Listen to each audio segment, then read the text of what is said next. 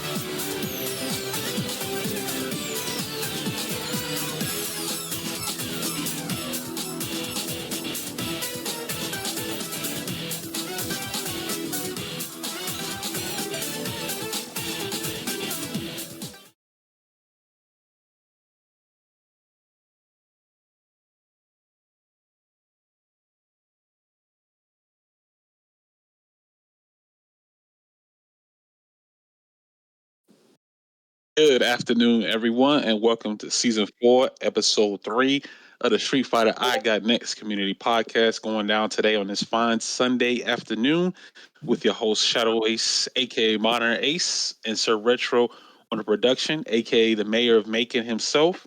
And we are live and direct.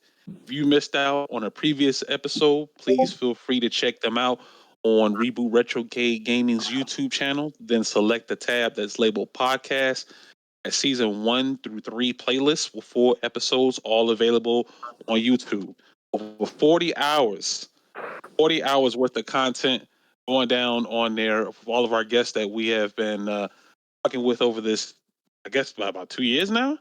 Over for your listening pleasure. So whether you're cleaning up the house, cleaning up somebody in Street Fighter, throw the podcast on real quick and check us out, man.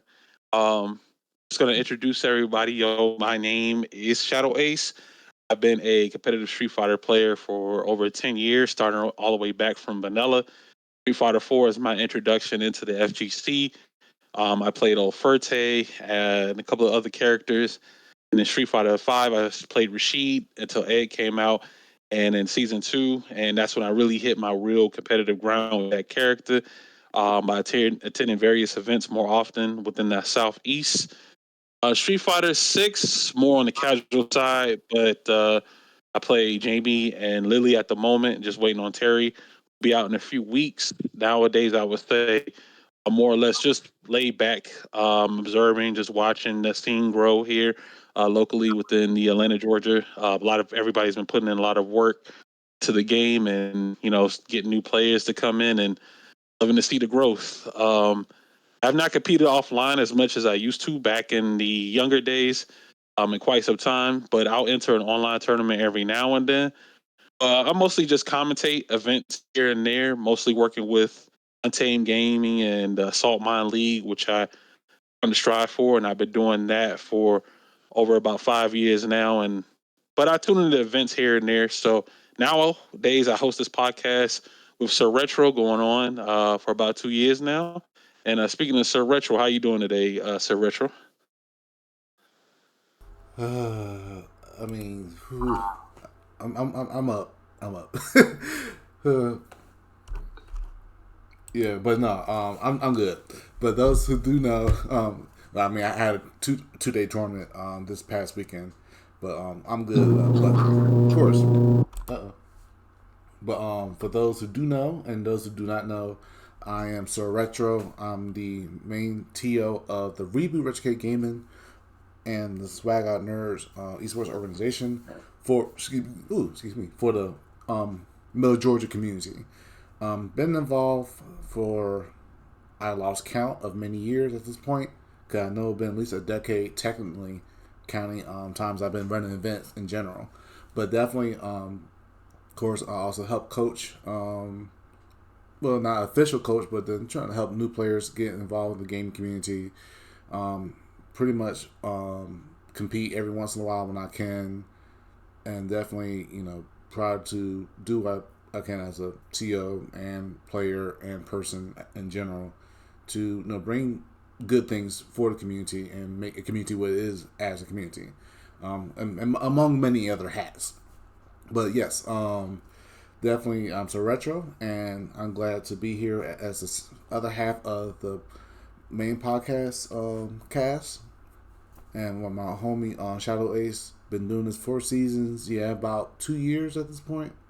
I actually did try to look back at some of the old episodes, and I'm actually was like, dang, that's how many. That's how we've probably been, and I'm excited to see where we could go on from here. But I know today for sure with our special guest, as you can see on the promo, we're gonna have this homie that give us the real talk, and may not know him. I may not know him that well, but I know I trust him, believe him, and I love this dude, and I respect him highly.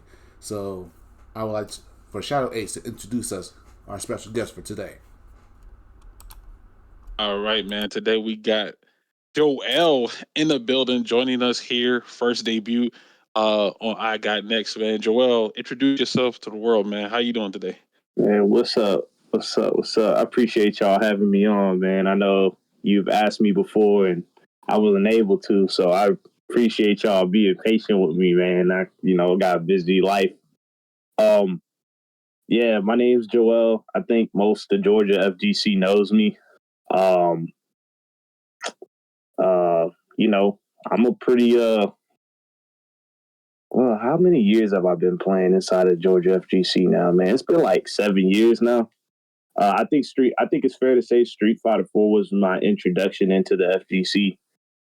Um, I played Ryu. I'm pretty sure most people in Street Fighter 4, if you were into that game, I'm pretty sure you know who I am at this point.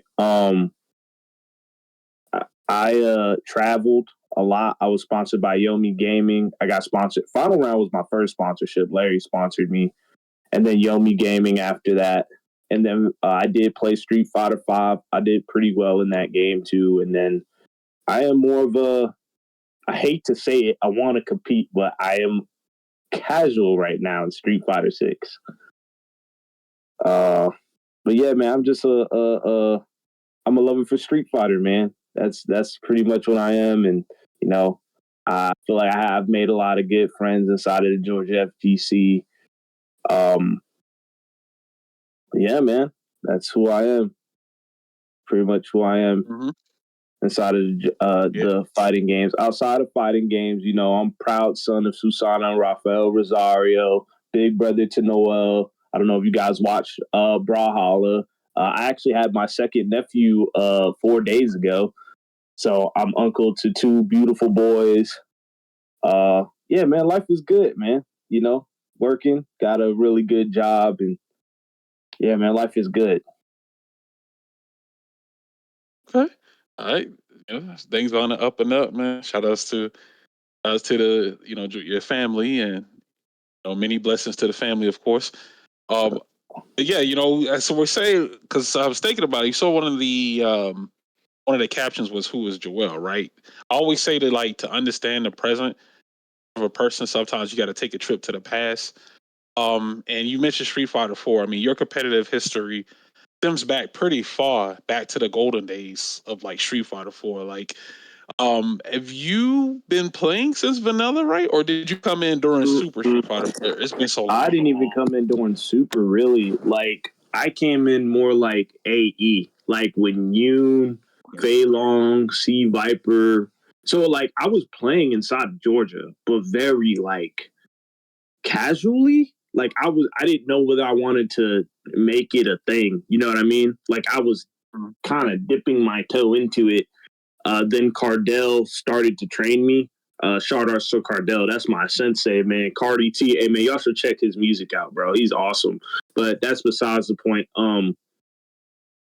When Cardell got a hold of me and he was like, Joel, let me train you because he like saw potential in me. He kind of like started like, hey, go to this tournament. And I was like, okay. I mean, I got nothing else going on because I had a lot of free time when I was young. When I was that age, I was like, okay. And then like I would do okay. I was losing to a lot of the top players inside of Georgia. So like you guys remember Drusev? Yeah. Yeah, Drusev would like whip off on me, dog. Like it was ugly. DBJ, Red, the Phelan player, Cardell himself would beat me. Like Georgia back then, man, like the competition was really stiff. Like you was there, Ace, you saw, bro. The nut, like it was crazy.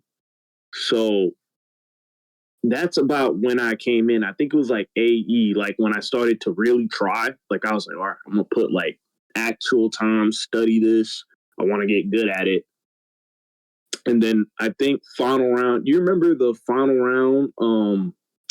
The one that PR Balrog beat Tokido in? Do you remember that final round? It was grand finals. I do. That was my first final round. It's a little hazy, but okay. That was my first. I don't remember what year that was. That was like my first like major.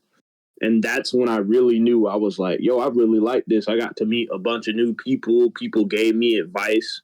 And I actually got to interact because like I wasn't a guy with a lot of, I learned to communicate through the years through fighting games. And then like, I just became good at communicating. But like, I never really fell into play. You know, you guys ever was like at school and you felt out of place, like you couldn't really find where you belonged or whatever. Yeah, you felt like you were somewhat of an outcast. Like fighting games to me was like that first place where I was just like, oh, I feel good here because I can relate to people because we're doing the same thing. You know what I mean? So that was really what drew me to playing Street Fighter 4. And then I loved Ryu. I wanted to be the best Ryu in the world. Like I was like, I love this character so much. Like I like literally just love Ryu's character. So I got drew in by him too. So I think AE, and then AE 2012 is when I started traveling. But AE, I would say, is like I got very serious. Man, it's been so long, man. I you know, you mentioned final round. You know, I just feel like I had to bring up some old spots. Now, man, you know, shout outs to final round, Gwinnett Brawl, Battle and Brew, Georgia Tech campus. Oh yeah. And a revival. Yeah. Clash at the Georgia World Congress Center. Yeah, I remember that. I remember all of those things. Oh my God, man! I had to take a train to get there, like during the college and younger days. Like, man, those are definitely, it was a definitely different time period back then. For sure, it was more, I want to say, cutthroat.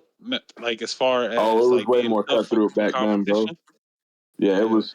Yeah, it was different back then. It was very, very different. It was a different feeling too. Yeah, as far as like just the level of talent that was, it felt like you was going to like a mini major every time they had those little monthly events there. Because they had like what 40 to 50 something people.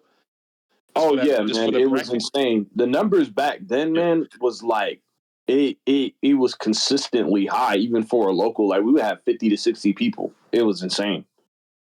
Yeah, it was crazy. Especially Revival, like we would have Tennessee, Alabama, like surrounding states come to compete in that tournament. Like I was like, yo, what is this?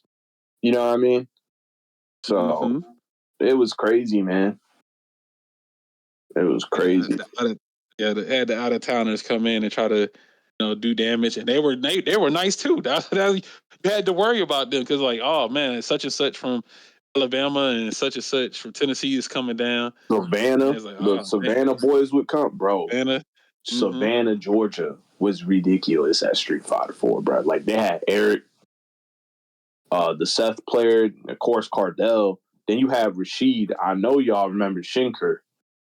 Yeah, Shankar the Rose. Yeah, bro. Yep. Oh, bro. Ramen Addict. Ramen Addict was like the best in Georgia for a little bit. Not a little bit. He was like actually the best. He just would barely come out.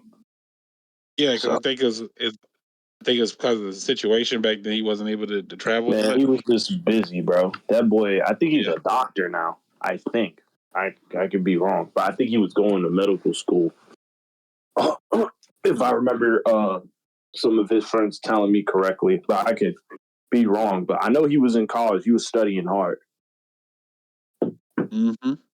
So, Yep, I remember that. I think he didn't he come to Yomi one time, or am I thinking of somebody else? I remember there was an Adon I there. think he came like one time. I think he came one time. Yeah, I think he came one time. But yeah, that boy was a beast, man. That dude was a beast. Like I think that was like the one person I was like, if I can beat this guy, I know I've gotten better. Like he was like the mountain. So like I wanted to beat everybody in Georgia, but he was like the pinnacle to me. Like he was like, I was like, this dude has beaten people. Like, bro, do you know who Ramen Addict has beaten inside of Street Fighter 4? Like he got multiple top 8s. Bro, he beat Mago. Like he beat like players like some people could like only dream of beating. You know what I mean? Like he beat Sanford Kelly one year at final round, and he made it look easy. And I was like, who the hell is this guy? This is a small Asian kid, bro. Super nice. You would think, like, it's like, oh, he's just here to play for fun. Bro, he whooped off on people so bad. Like, I was like, what the heck? With Adon, dog. Adon, man. Two best Adon in the country, free. What if it did he travel frequently? He said multiple times. So like he traveled every final round he would show up. He got multiple top 8s at final round. And then CEO, he would go to every CEO. Those were only 2 tournaments. I don't think he ever went out, but he would always do well when he competed. Always. Okay, he would always place high. He would place whenever he shot up. And it's like man's like Ramen Addict, man. Taking Adon. And they didn't know Adon played like that, but he was different. What the character can do. He's built different. Yeah. Literally on that. But you also mentioned, he said on the side note, you was talking about your family earlier. You were saying, well, he was like one of the best Brawlhalla players. Oh yeah, my brother was like a paid to play Brawlhalla player. He was sponsored by Game Station. He made 3rd place at the World Tournament for Brawlhalla. He won a DreamHack and a Red Bull tournament at Abu Dhabi. He went to Abu Dhabi to compete for that one, and he won it. It was crazy, man. Like they treat my brother like a celebrity inside of that scene, bro. Like he was big dog. Yeah, he was big dog in that community. You know, he in Florida now, right? He lives in Florida. No, my brother lives here, man. He lives 15 minutes away from me. Oh, okay. Oh, absolutely not, man. Absolutely not. He's not moving over there. You need to be close to home, man. So, you need to be close to the family. Like I'm Dominican, so we believe in cultivation isn't the right word. So we believe in being together, and like if you start a family, you should start that family close to the family that you came from, right? Like from like your mother and father's house. So because if anything happens, we can help. So that's like kind of like the mindset. It's like, hey, and you're close to your foundation. So like the grandkids, like my parents' grandkids, which is my nephews, they'll know where my brother came from, and then they'll know their mother's side. also because they live close to here. My brother's wife is Mexican, so her family lives close to this place too. But like her family lives 10 minutes from us. Like we're all very close and we all know each other. So like we just believe in like a certain type of family structure. So and that's important. Family is definitely important. He's got a lot of support. So if he ever needs help or something, which he usually doesn't, he's holding it down. My brother, he's doing what he's supposed to do, taking care of his kids, taking care of his wife and stuff. So he's his own man. So I'm real proud of him. I'm super proud of him. Shout outs to the family tree, man. The competitive family tree. Y'all making sure everything's right, man. Y'all on it. That's good. Yeah. That's good. Family is definitely important, especially in these days, man. These trying times. Where anything could just happen, and Well, I don't want to go down there. I don't want to go down that road, but I just want to say that family is very important, man. And if you haven't spoken to one of your relatives in a while, brother, sister, mother, dad, uncle, whatever, reach out to them, talk to them for about 5 minutes, and then be on your way. Check on them. That's it. Check on the fam. But what drives you? Because you said he competed, competed in various spots. You've also competed in various spots. But let me ask you, what drives you or motivates you to be competitive as a player? Man, so like it was so crazy at first. Is my connection okay? You guys can hear me clearly? Yeah. Okay, cool.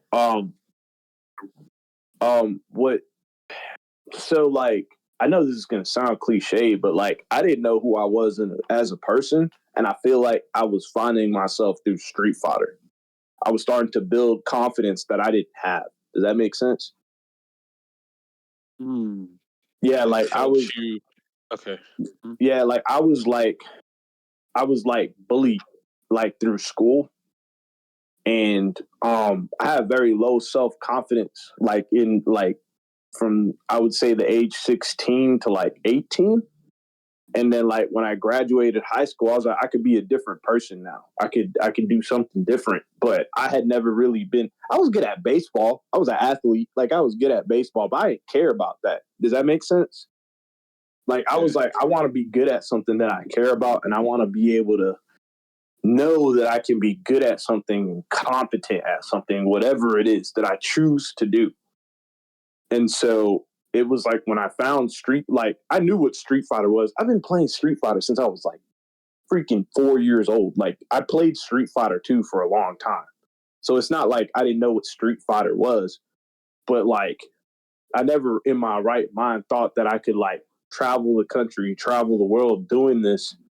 And so like when I started to gain confidence, and what I mean by that, I was like, I was starting to slowly beat people that I respected. And I was like, that motherfucker's smart. I shouldn't be able to beat him unless I'm smart. You get what I'm saying? So it was like I started to understand myself. And then I was like, okay, Joel, what's driving you to do this at this point? Because you're competent now. Like, what's the next level? Well, I love Ryu. I want to be the best Ryu. I'm going to chase being the number one Ryu player inside of Capcom Cup. Like the Capcom Cup rankings. I didn't have to qualify for Capcom Cup, but I wanted to prove that I could be the best Ryu player in the world. Like, if I could prove to myself that I could do that, I was like, I'll be satisfied when I leave the scene. And so that drove me too. So that's why I was only playing Ryu for a while. Like, well, not for a while. I think I played Ryu most of my Street Fighter career. Is that fair to say? Yeah. I played Ryu. That's the character everybody associates you with. Yeah, like, so I think when most people saw me, they were like, oh, it's the Ryu player from Atlanta. And so I kind of like got very, like, it's crazy, man. So like that character, he's fictional, but he influenced me. Like I was like, all right, I'm gonna train like Ryu. I'm only gonna gear myself towards this. I only want to fight strong opponents. Like I only like playing people I know I would lose to. it was strange. Like, I didn't want to fight people that I know I could beat. Because then, like, you're not getting better, right? So I was very, like, what drove me, man, I just want to be the best Ryu straight up. That's all I knew. Like, that was my life from, like, the age of 22 to, like, 28. I didn't care about anything else. If you wasn't trying to get good at Street Fighter, I didn't want anything to do with you, if I was being honest. Like, I didn't care I didn't care about nothing, dog. Like, I barely cared about school. I didn't care about a career. I was like, I want to be the best Street Fighter player I could possibly be. I don't care what that looks like. I want to beat people. Like when people talk to me about the Japanese, and I was like, if I got to go through those motherfuckers to prove I'm the best Ryu, that's what I'm going to do. I ain't care. If it means I got to beat Tokita, if it means I got to compete against Justin, if I got to beat Valorant, if I got to beat Zhao Hai, I didn't care who it was. If I got to beat Sanford, if I got to beat whoever it was, bro, CJ Truth, Valorant, like, I was like, I'm going to do this. If that's what it takes, I'll get that good. And so eventually, I was the best Ryu player in the world. In Street Fighter 4, the end of life of Street Fighter 4, I believe I was. I had Capcom Cup points. And then Street Fighter 5, I definitively was. By Season 2, I was the best Ryu player in the world. Nobody had more Capcom points than me. Nobody had better placings than me with Ryu. Daigo didn't believe he could win. He dropped them. Tokido had switched to Akuma. I was the only Ryu player. And I topped with him at Combo Breaker. I also did really well at Final Round. I beat Chris Tatarian at Final Round. I beat a few other players. Chris Tatarian was a big win. I also beat Valorian, who was the best Cammy player in the world, and I beat CJ Truth at Combo Breaker. And I beat that one. You guys know you guys remember that Urian player that was really good at Blaze Blue? Delgora? Delgora? Yeah. Ogre? Yeah, I 2-0'd him. I made him look easy. So, like, I was very dedicated. And so, like, that's what drove me. I just wanted to be the best Ryu player in the world. And so, like, once I did that, I had a phase where I was playing Akuma. I still wanted to compete, but I was kind of like, I lost a little bit of the fire. So, like, I was like, okay, all right, Joel, you got to think, Ace, I did what I set out to do, right? I had done it. I was the best Ryu player in the world, bro.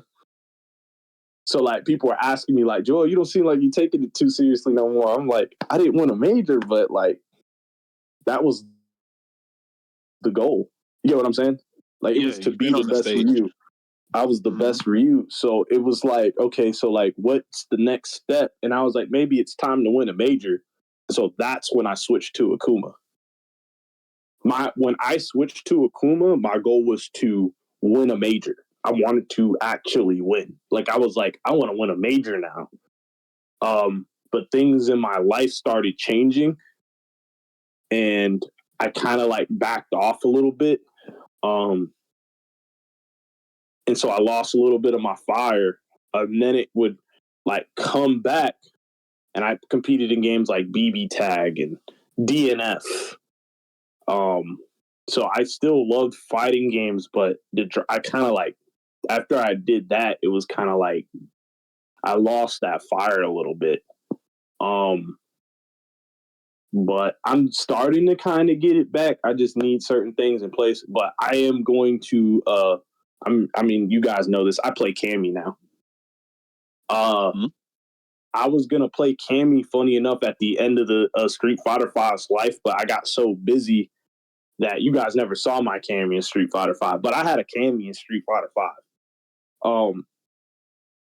And then, like, when Street Fighter 6 came out, I was like, if Cammy's in the game, I'm playing Cammy. And so, like, she's made the game fun for me again. She's made the game very fresh. I feel like she fits me even more so than Ryu does. So I feel very comfortable with her. And playing that character and I like Street Fighter 6 a lot, funny enough. Like, I think it's my favorite Street Fighter amongst, like, Street Fighter 4 and 5. Like, I like Street Fighter 6 a lot. I have my beefs with it like everybody else does, but Street Fighter 6 is an amazing game. But I have a drive to compete in Street Fighter 6. I do plan on traveling and competing soon. I just need to make sure everything's good here before I go out and start doing that again. You know what I mean? So, right. I've been meaning to go to 404. I just haven't been able to. It doesn't fit my work schedule. So it's going to be a while before like people see me go to that. And, I don't have Saturday off. So like anytime like Marco holds a tournament, I really badly want to go to a +2. Like people have no idea. Like I love Marco's tournament. I think I'm just going to go ahead and say it. I don't care what nobody else thinks. Marco holds the best locals inside of Georgia. Hands down. Like free. He cares about the community. Genuinely cares about the community. He genuinely loves fighting games, and it shows in his production and the way he holds his tournament. And the biggest thing is he's mad considerate of people. So shout outs to Data. They've also helped me get to tournaments. So I appreciate them, man. Like they're great people. Bates, Nani, Marco, all those guys, man. Dirty Llama, all those guys. They do a great job. But yeah, man, my drive is still there. I just don't know if it's definitely not where I would. It might be bigger when I come back, but I won't know till I start to get a feel of it again. But like in my 20s, man, it was burning bright. Like it's all I knew, if that makes sense. You have more. Was it because you had more time to do it, or was it it's things shifted? Is that what I was trying to find myself, bro?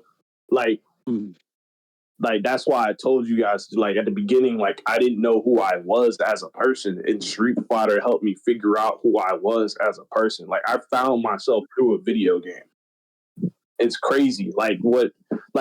Dude, I had never been out. Like the only 3 states I had been to inside of the United States was Boston because I have family there, New York because I was born there, and Georgia. That's it. Street Fighter 4 took me to Virginia, California, Texas. What the fuck else? Florida,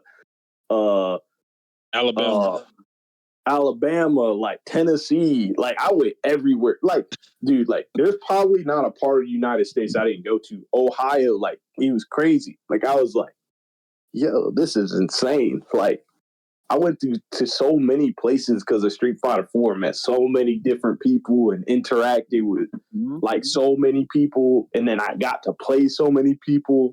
And so like, to me, Street Fighter was a way for me to even communicate.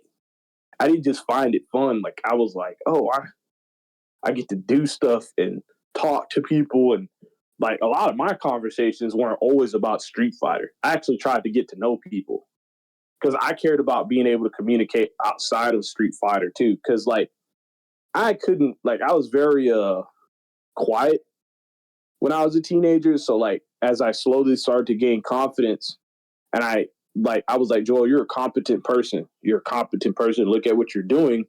I didn't mind speaking my mind anymore. Like it was like, nah, I know what I'm saying is right. You get what I'm saying? Like I know I'm not being rude. I know I'm not just interjecting. I know I'm not. It's like, hey, I have a thought process too. I would like to share it. I have my opinions. Like that's where confidence boost. Yeah, that's confidence that I built over time through achievement stuff.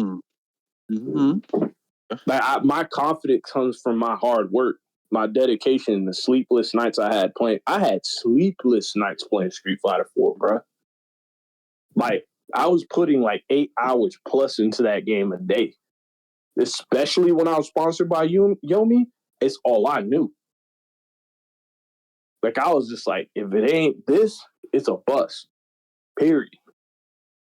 I was working for ABF Freight. Well, I am now still.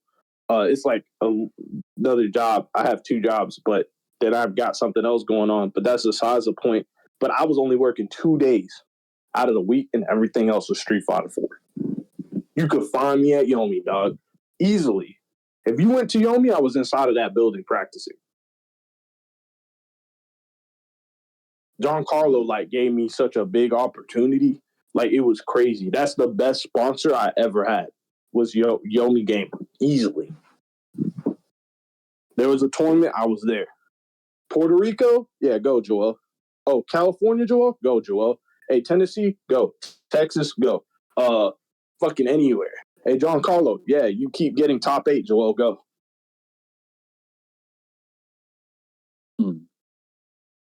So, and that was Wow. there was so many different opportunities that you had there. It's literally, would you say it would?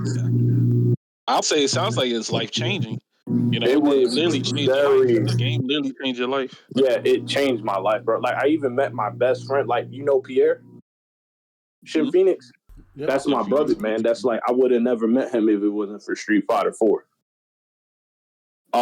You know Saltface? I would have knew Saltface without Street Fighter, but like Saltface was like the person who set out on that journey with me. Really, he pushed me because, believe it or not, I didn't want to play in tournaments. I didn't care for it. Like, the very beginning, my first tournament. You remember Siege Wars? Y'all remember Siege Wars?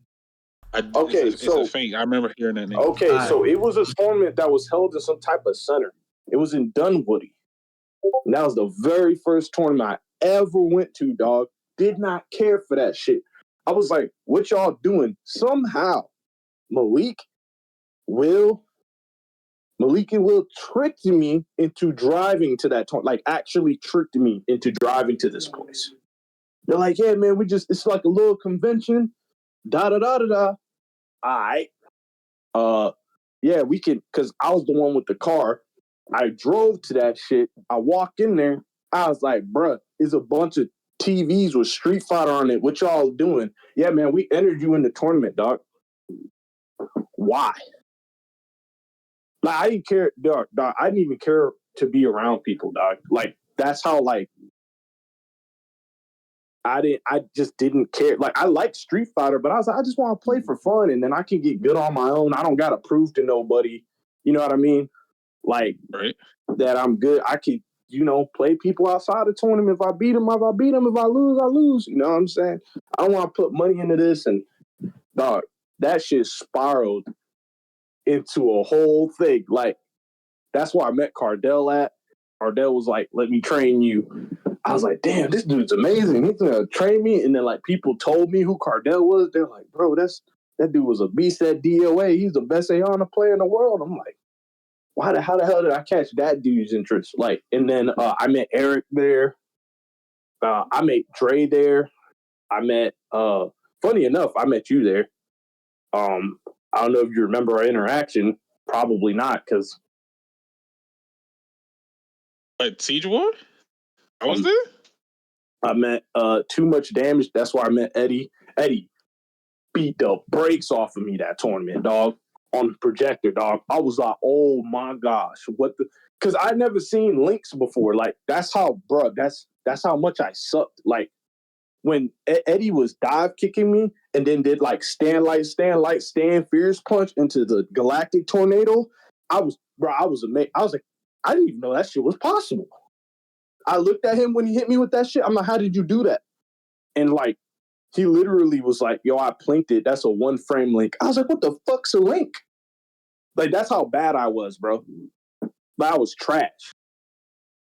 Like, it was crazy to me. But, like, I got, like, interested. You know what I mean? I was like, there's a whole nother level to this shit I don't even know existed. Like, there's layers to this shit I've never even known. So I got interested off of that tournament. But, yeah, my friends pushed me to go, bro. I didn't want to go to that tournament, dog. That's your connection. That's why they're your brothers, man. They saw potential, and they knew you. Even though you didn't want to, I think that kind of like bro. I was kickstarted not your with that career. tournament shit, man. If you would have met me early in life, I was like, that tournament shit is stupid, bro. Like, what are we doing, man? We could just all sit down and play. Like, why do I have to enter a bracket? But it's like, it's competition, man. It's like there's something about pinning yourself up against a person and there being a prize at the end that means something. Like for you to like, I remember the first time I ever won like a tournament, and I was just like, how many people were in that tournament? Oh yeah, the first tournament I ever won, like inside of Georgia, was it a battling, bro? What's the first tournament I ever won? I don't remember, but I do remember the amount of people. It was 27, and I was like, damn, I came in first place at a tournament. That was a lot of people to me because it's the first tournament I ever won, right? So I was like, damn, got these motherfuckers. Now, the first revival I ever won, there was 80 people at that revival. And when I won that revival, I was, hey, bro, I don't think y'all know this. I never told nobody this. I walked out the convention center and I cried in my car. Like, I cried when I won my first revival tournament. Because you know how many times I went to that tournament before I even got one, bro? Before I even got top 8 at revival. Bro, I went to like 6 of those tournaments and I was getting dumped on. Because there were like people I couldn't beat. Like, so you remember Drusuf and them? Like, yeah. That shit was, I was like, I can't beat these dudes. I don't know what it's going to take. You know what I mean? But right. It's like you see the progression, bro. The little things like start to add up and they turn into big things. And that's what I loved about doing this. Like, I don't get better every day gradually. I get better a little bit every day. And eventually, like, you start at day 0, right? And then by day 180, you're like a completely different player.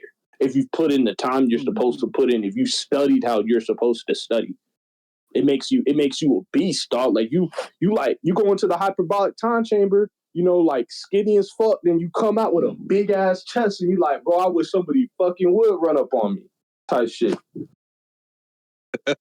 You know what I'm saying? Like, it was like, damn, bro, like I'm nice now. Like I wish you, bro. Yo, man. Yeah, man. That's what interested me. It's like seeing little things add up. And it's like, damn, bro, like I understand my fireball game with Ryu. Like, if I throw a fireball here and they dash forward, it's a free sweep. Oh, if I sweep you with Ryu during a combo, I get a safe jump. Oh, if you jump here and I uppercut you with Ryu, I get an automatic safe jump. If I do this with Ryu and I do a cross-up Tatsu, they can't wake up out of this setup. They have to take it. They have to guess between the jump fierce punch and the cross-up Tatsu. Like, it's stuff like that interests me. Like, all those little things, it was intricate and it took time. And it was just like, damn, bro. And then being able to execute it in a match, it was just like, bro, I don't think I've ever told anybody this either. I don't care about the end result. I care about the process of that end result. Does that make sense? So, like, when I play, I care more about the match going on. I don't care about who wins or loses. I care about the thought process of the players. I care about the choices that are made in that match more than I care about the result. The decisions that are happening. Like, what? Yeah, like I want to understand why things are going on and how they're going on, why they're going on. That's what I care about. That's what I love about Street Fighter. Because it's a game of chess, bro. You don't really want to get lost. Like, you ever seen somebody watch a match, Ace? And they're like, damn, that shit was scrubby. And it's like, bro, ain't really, like, listen, the games today, they're different than Street Fighter 4, right? But when somebody made a decision and they can tell you why they made that decision, even though it looked crazy to you, and they can break exactly down why they made the decision, it don't sound scrubby. You get what I'm saying? Hey, bro, why did you wake up Ultra right there? Man, you know, that boy play a bell. He did step kick. What usually comes after step kick? A stand fierce punch or a command throw, right? Well, I delayed I delayed the Ultra right after he did the step kick. That shit don't sound too crazy. You get what I'm saying? It's a reversal. It probably would have been more optimal to pick the Shoryuken option if your character has an uppercut, but it doesn't sound crazy. You get what I'm saying? Like, most people wouldn't wake up Ultra there. But he's like, fuck it. This is the round if I hit this. You lose your ultra anyway the next round, right? Right. You don't go into the match with a full-blown, the next round to a full-blown ultra. That was the comeback mechanic in that game. So, like, that's the stuff I care about, bro. Like, when people are just like, oh, yeah, I'm here to win the tournament. I'm about to. So, like, when I walk into a room and I enter a tournament, I care about progression, bro. I don't actually care about fucking winning. I just happen to win a lot. Does that make sense? It's because it measures your growth. It measures it helps you imagine if you walked into a room and your goal was to win all the time. First of all, that sounds too stressful. I'm good on that one. My goal was to measure my progression and become the best player that I can be and that I know I could be. People measure, they don't. So, like, you will miss out on your progression if your progression is only when, if I win, I'm doing good. If I lose, I'm doing bad. You have to try to understand why you lost, or okay, bro. Or try to understand why you lost. Okay, let's say you took an L. Did you do better the first time versus when you lost? Let's say you lost to the same player twice, both tournaments. Right. How did the first match go when I played this dude? Oh, damn, he wiped me out. The second time, I got close. I made that motherfucker bleed. I'm getting better. I'm getting better. I lost, but I made him work for it this time. And I understood what was going on. I never got lost. Good. Hey, bro, did you ever, you guys watch Dragon Ball Z? Yeah. You remember the Cell Saga? Yeah. Okay, yeah. Yeah, okay. You remember when Goku gave up? He said, "Cell, I can't beat you," and he made Gohan step in there. Yep. And he asked Gohan before he sent his son to go fight Cell. He said, "Did you ever get lost at any point when you saw me and him fighting?" And he said, "No." That's how you know somebody's at the next level, bro. When the motherfuckers don't get lost, when they see something and they understand all the decision making. That's how you know somebody's good. I don't care about your results, bro. I want to know if you can make sense of what's going on.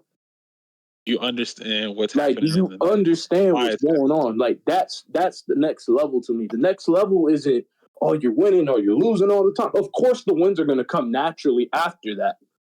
But you care about legitimately building a style foundation inside of your play that you can lean on to create growth. And that's why, like, you've heard me say, Shadow Ace, I'll be like, hey, bro, that dude's bad. People don't understand why I think certain players are good and why I think certain players are bad. If I see that you're winning off of just straight 50-50s, I don't think you're a good player. Because you can't build consistency off a style like that. I care about consistent. Do you understand what's going on throughout the entire course of the match? Like, that to me is a sound, good Street Fighter player. So, and everything is style based, you know what I'm saying? Like, today, I think the games are more geared towards offense, and there's going to be things that are going to create guessing situations because that's what it's more geared to. But in Street Fighter 4, you couldn't do. You couldn't win like that. You had to have a lot of structure inside of a game like Street Fighter 4 to even make a good player guess. Today, there's obviously another level to 6. This is why Street Fighter 6 interests me so much, by the way.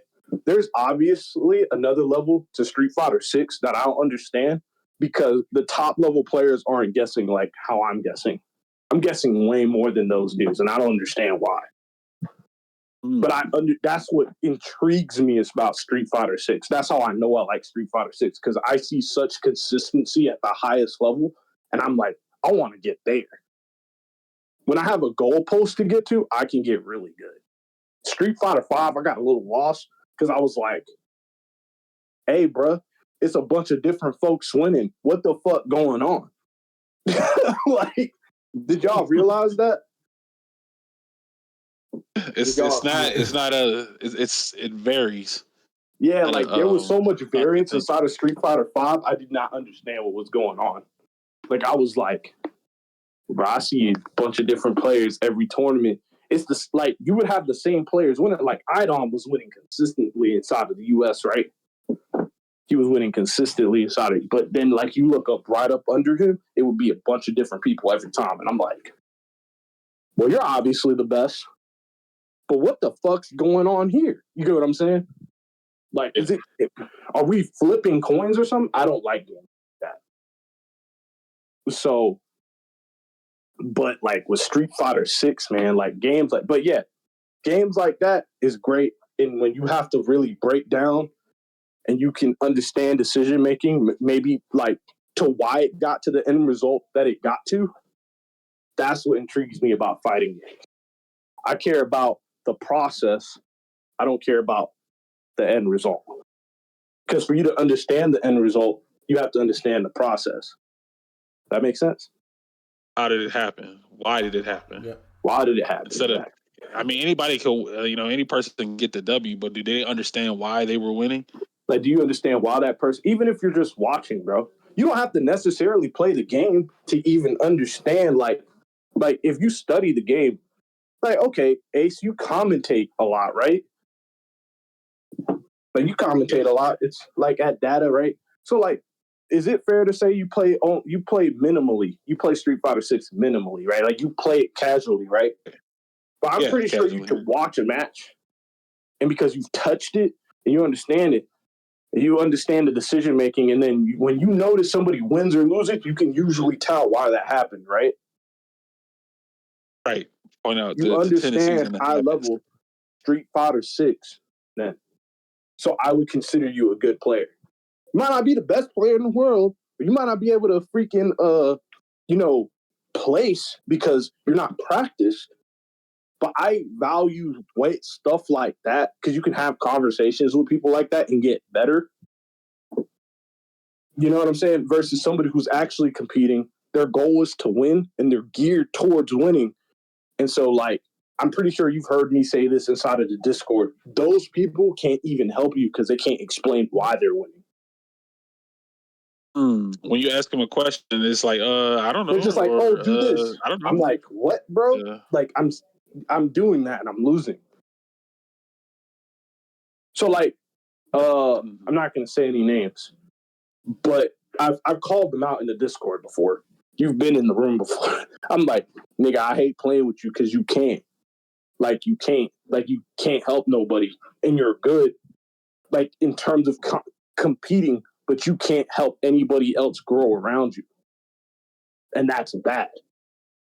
That's not good because if you're winning, then you've capped the community because nobody's under you is going to grow to beat you. And that's not good.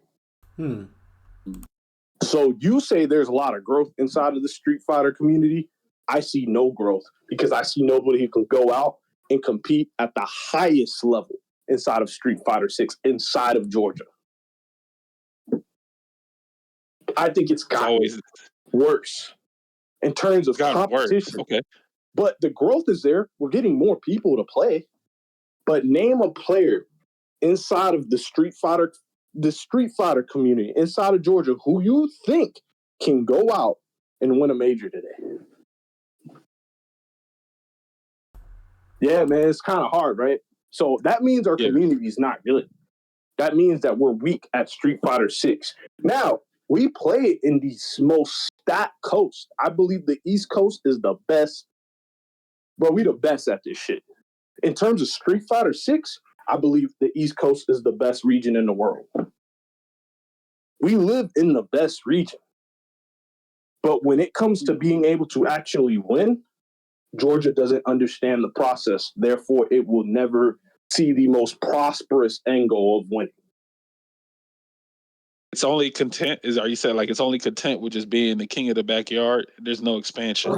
Well, I don't think it's that. I think some of these guys, so like there's true confidence and then there's false confidence. I think a lot of people in the community have false confidence.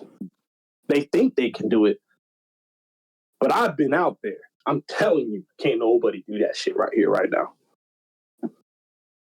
I know, bro. I understand the mindset it takes to be a top level player. and nobody has that. Like the Terrence was really good. Terrence was a prospect that came out of Street Fighter V. I believed in so heavily. I was like, I put so much faith in Terrence. I never said this out loud, but I was like, Terrence is going to win a major for Georgia. I literally said that. I told Pierre that. I was like, Terrence is going to win a major for Georgia. I believe Terrence is that good because when Terrence spoke and you asked Terrence for advice, he could tell you why he was doing the stuff he was doing, when he was doing the stuff he's doing, and he could break down intricate things. That's how I know for a fact you're a really good player. And if he made adjustments, he would tell you the adjustments you need to make to fight him. So Terrence wasn't just beating people. If you played with Terrence, you were getting better. Does that make sense? Yeah. So Terrence, when he was good, he brought people up with him. Mm-hmm. Those are fantastic players. We need more players like that inside of Georgia. Right now, like we got that Aki player. I've heard him talk. Campaign. Like, I'm like, he's good, but you know what I'm saying? It's like, are you going to bring anybody under you up? Chris is winning, but are you going to bring anybody under you up? Can you explain why you're doing when you're doing it? And that's my problem with the Georgia fighting game community right now. But that's besides the point. I care about the process more, bro. I was about to go on a tangent. I care about the process. No, cook, yo. No. This is your floor, you're man. the chef. Yes, chef. Cook. Yeah, this is your floor, yo. You got it. Yeah. But yeah, I just feel like people, you need to have a strong community. For us to compete against the rest of the East Coast, right? Because again, we live in the best region. And I'm not saying our players are shit and they can't win, like at all. I believe if you take a handful of Georgia players right now and you throw them into like an NEC, let's say they go to an NEC, you take Campaign, you take Buddy, Alex, and who else goes to the 404s in data? Musa. Let's say you take those guys and you throw them out there. I'll even add somebody who I think is a fantastic player. I'll throw Sammy out there. Sammy will make top 8. Everybody's going to die at top 32 or top 16 at most. And I'm being gracious by saying top 16. If all of America shows up to that tournament. You get what I'm saying? I'm being gracious, man. Like, and I've seen these guys, I've given them chances. Like, when I went to DreamHack Atlanta, and I was like, let me see how Musa does against JB. JB tore him apart. Musa didn't know what the hell was going on. You get what I'm saying? Yep. So I was like, bro, do you understand why you lost? He's just better than you. No, it's not about that he's just better than you. He's human. He has a thought process. So if you start understanding the choices JB is making, why he's making them, that's how you know somebody's a good player. Because that person can adapt versus somebody who's set in their ways, which this is the problem I have with Georgia. They're set in their ways. It's easy to adjust to them. I can tell you how to beat every Georgia player. The last 2 tournaments, I went out to my locals. I won them both. These players here aren't hard to beat. Not because, like, they're bad. They're not necessarily bad. They just have one way of playing. They're very one-dimensional. Get what I'm saying? That's why when I tell people, you know Chris, the Geef player? Yes. So Chris has been winning a lot. And I went up to Chris. I said, Chris, if we play, I'm going to beat you. And I'm joking with him and stuff. But in a way, I'm not joking because all it's going to take is me playing Ryu and he's going to lose. Now, I don't have a practice for you. I will just zone him and he'll lose. So, like, this Geef to me isn't good because all it's going to take is somebody playing Guile, Ryu, or DJ, and it's over with. Musa's losing to him and he's playing DJ. So it's like stuff like that. There are give me matchups inside of Street Fighter, but you have to understand why they're giving me matchups. Again, that's the process. I'm not worried about the end result. If I understand the process, the win's going to come naturally to me. Get what I'm saying? Does that make sense? That definitely does make sense. Everybody here cares about the end result. I need to win. I need to win. Well, bro, how about we enjoy the journey of getting better? How about we really understand why we're losing? How about we actually just focus getting better at the game, and let's not worry about winning so much. Let's enjoy what we're doing. I love Street Fighter 6. That's how I know I love Street Fighter 6, bro, because I'm not worried about winning or losing right now. I win naturally sometimes. Like when I win a tournament, so like, Crescendo? Yep. Mm-hmm. The last tournament I went to, it was me and him in grand finals. Like almost everybody showed up. The only player that wasn't there, I think, was like Adam. Alex was there. He got beat out early. Almost everybody was there, right? So like when I got to grand finals with Crescendo, Ricky was telling me, like, you think you can beat him? I'm not worried about beating Crescendo. I'm worried about understanding what's going on. I just happened to win that day. You remember the junk food tournament, Ace? You were at that one, right? Yeah, I was there. Okay.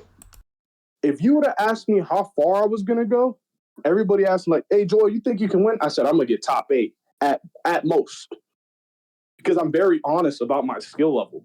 I said top 8 at most. I got second that tournament. I reset Terrence and then lost to him. You know how much of a head start Terrence had on me in that game? I didn't play the cracked version of 6. I didn't play the beta of 6. And then I was playing Cammy. I was very, fresh out the box Cammy player. You get what I'm saying? I don't care about winning, bro. I want to know what's going on. And then it'll naturally come. I don't feel like anybody is doing that inside of... I think Bates does it. I think it's fair to say Bates does it because when I talk to him, he knows where I'm coming from. I know Cardell does it because that's who taught me. You know what I'm saying? Right. But everybody else around me, it feels like I need to win. I want to win. I'm like, bro, you can't get there if you don't know what the fuck's going on. So it's frustrating when I talk to people in Georgia sometimes. You know, it's like win by any means necessary, even if it's something that it can get shut down if you fight a better player. That's the ceiling. It's like you will cap yourself so badly at the highest level if you cannot adjust. I'm telling you, bro, like, if you can't adjust, man, you will just lose, man. Like, it sucks because when I see these players, and I want to see my boys win, man. Like, I'm a Georgia boy through and through, man. I want to see my people win, but, like, when I see them play, I'm like, what the fuck are you doing? You know what I'm saying? So it's like, bro, please, like, just dial back real quick. It's okay if you're not winning right now. Let's understand shit. Like, let's really be able to break this down. Like, I want you to understand it so well you can verbalize it. Because, again, that's another problem we have here. Like, Ace, imagine if I was beating you and I just said, oh, yeah, man, like, you just got to do better against the dive kick. Okay, Joel, what do I do to stop the dive kick? Neutral jump, I guess, but every time you neutral jump, I'm uppercutting you.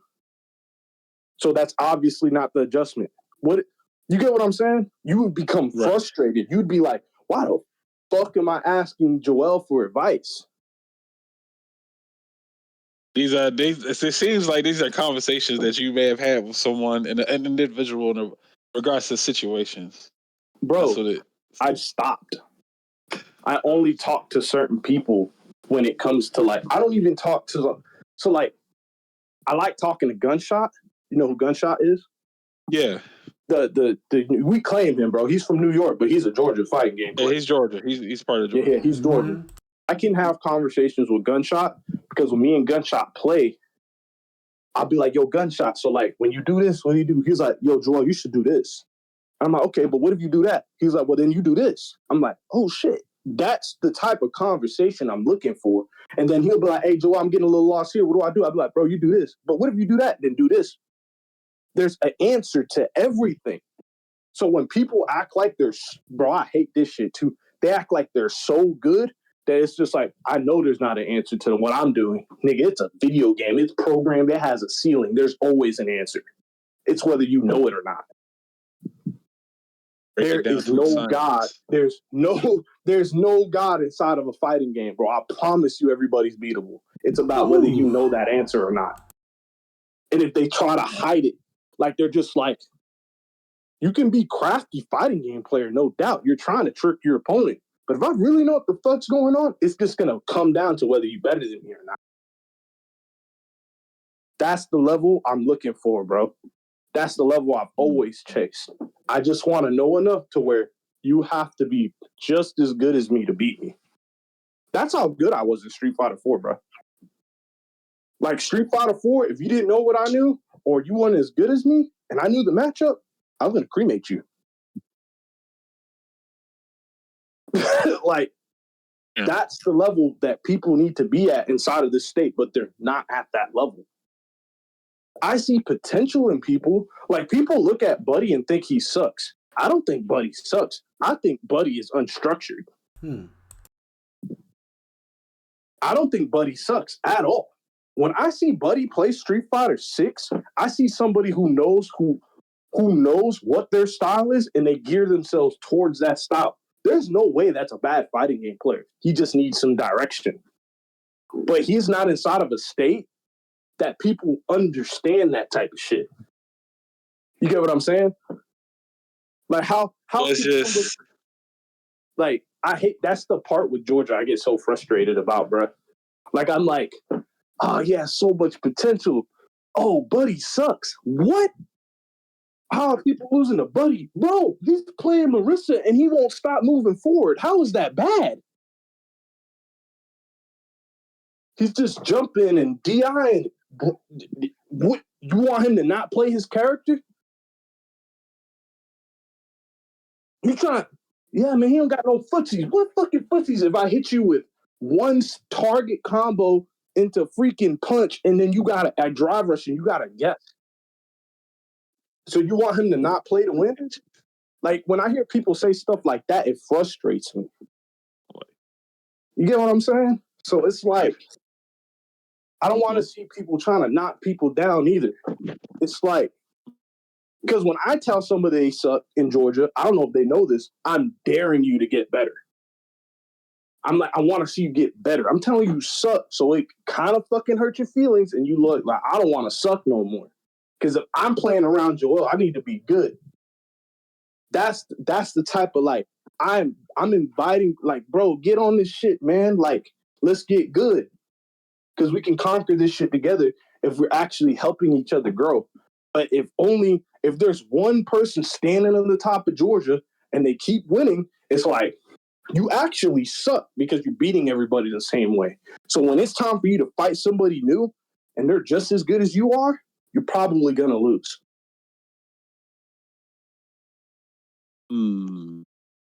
So when people are just like, oh, this guy's really good. This guy's really good. Bro, ain't nobody good in Georgia, bro, including myself. Ain't nobody good in Georgia. Pain Bop, Bates, me, Ace. We all suck, bro. It's okay. It's fine. We can get better. But what I'm saying is, until there's some type of change to where we can actually again, this is about understanding the process. It's not worrying about the end goal. We can actually help each other. Then Georgia's probably going to stay in the same place. We might get 2 to 3 good, exceptional players who can go out. But listen to what I'm saying. These people travel. And so they're getting better by playing the other players from outside of the state. They're not getting better by playing the players here. And I'm saying this through experience. I was at my best inside of Street Fighter when I was traveling. I didn't grow. Georgia helped me grow at the beginning, but I became really good when I started traveling. Does that make sense? Right. They're going to get a bunch of knowledge that they can now use. You know, they can fine tune it here. They're going to test it on the Georgia players. They can probably get beat up, And then they're going to go out and and their results will start to get better. And their results will start to get better. The results will start to get better. If you fine tune it and you understand it. But like, we ain't got those players, bro.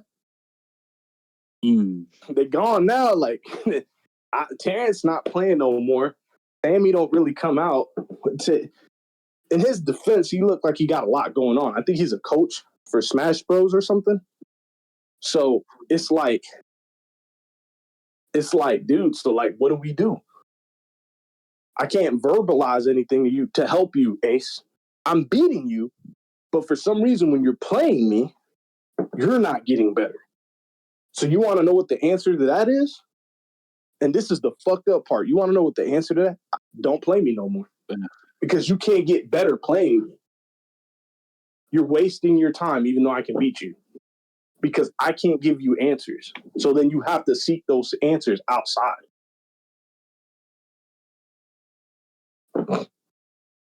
That's what I don't like about this scene, bro. Like, so players, if there's numbers, the numbers are here. We got, there's numbers are there's here, obviously bro. people No showing doubt. up. People are showing up.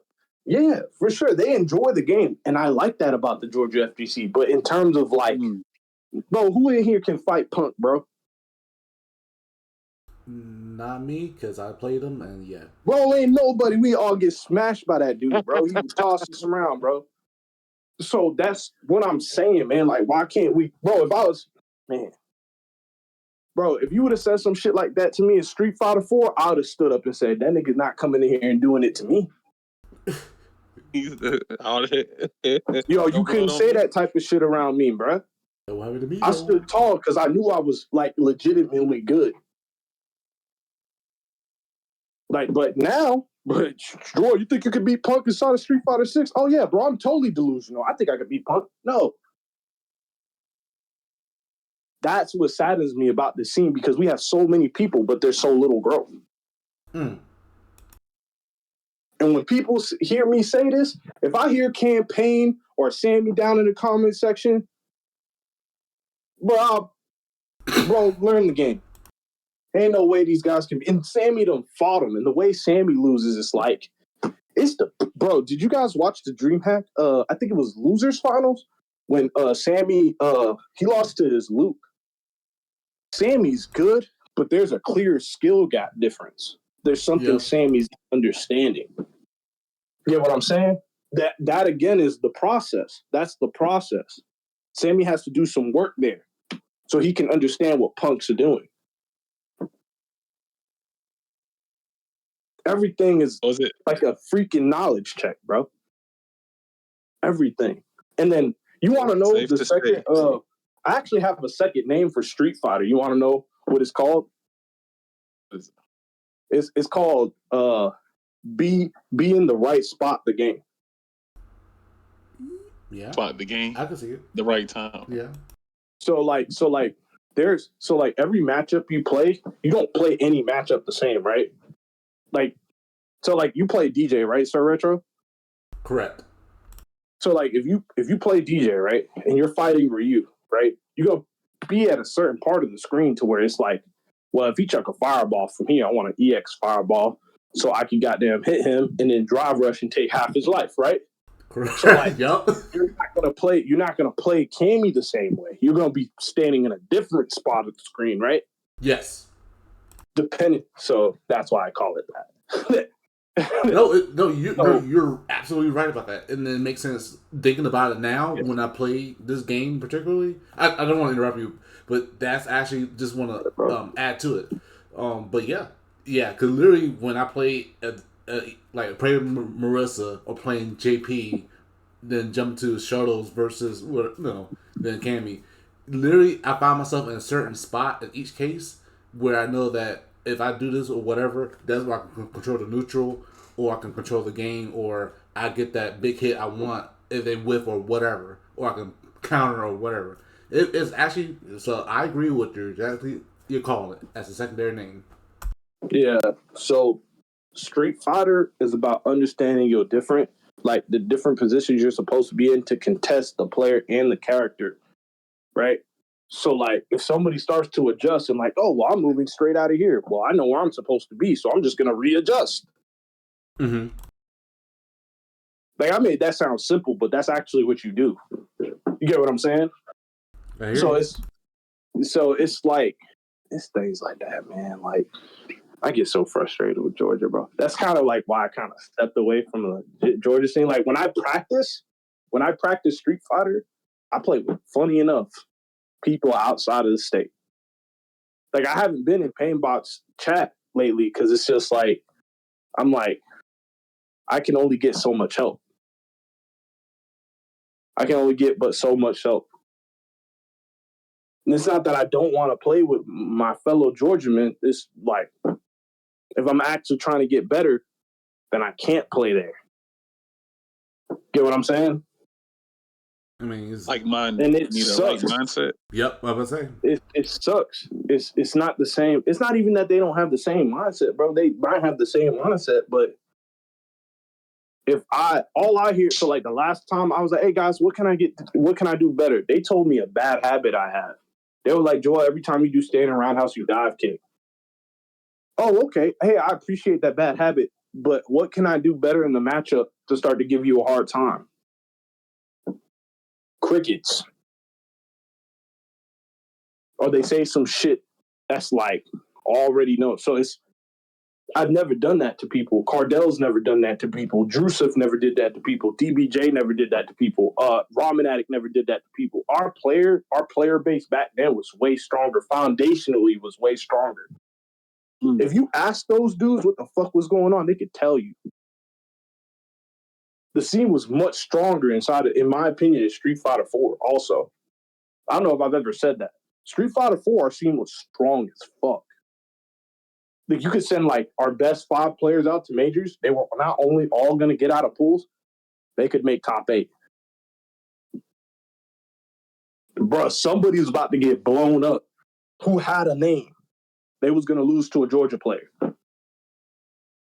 It's like, hey, yo, you got to fight 801 Strider. That's what's up. I'm about to catch a body.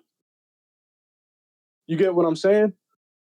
Right. Like, confidence. That's the our level as a state was higher because the players who were on top was bringing the players up from under them. And so this is another thing. It's like when people started beating those players, they weren't helping anymore. Like, it's like when I think I was like, so like me, Adam, Ricky became a top player inside of Street Fighter 4 for sure. Joey couldn't help nobody. You remember the Yun player, Juggle 2? Yeah. He was good as fuck, but he couldn't help nobody. He would just dive kick you out, command throw you, target combo you, EX lunge at you. If you ask Joey what to do, he'd be like, that's not good. You good as fuck, though.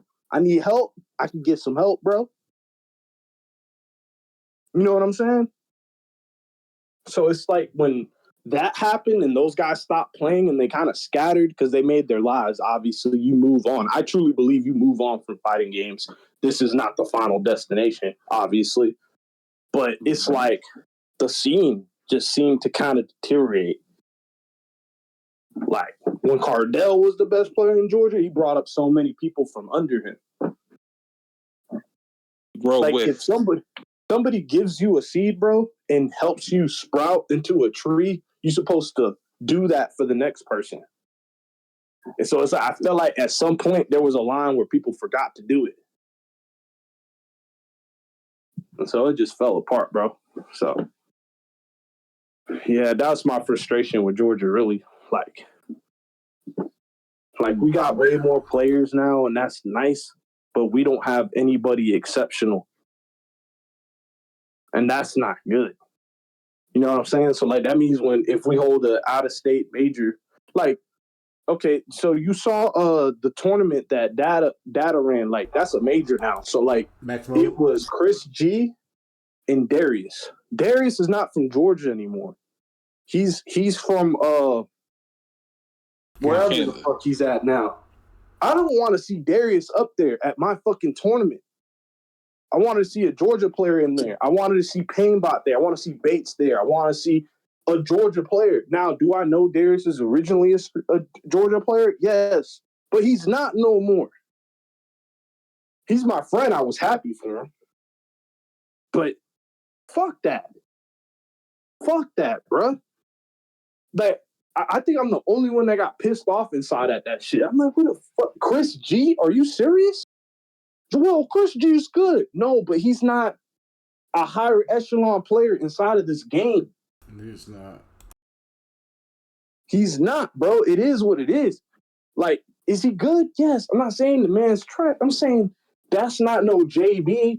That's not Punk. That's not like, bro, I'm tired of this shit. You got what I'm saying? Like, if that shit doesn't piss you off even a little bit, like, you're not a competitor at heart, in my opinion.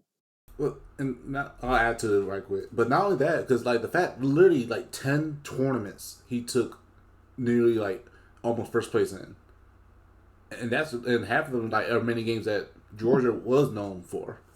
So yeah, like I told Musa, like I think Musa sucks. I've told Musa to his face he sucks. So like people are like, oh, Joel. I told Musa knows that I think he sucks. But do I think Musa can get better? He can. Absolutely. Like when I tell you suck, don't ever think for a second you can't actually get better. I'd rather have seen Musa fight Chris G.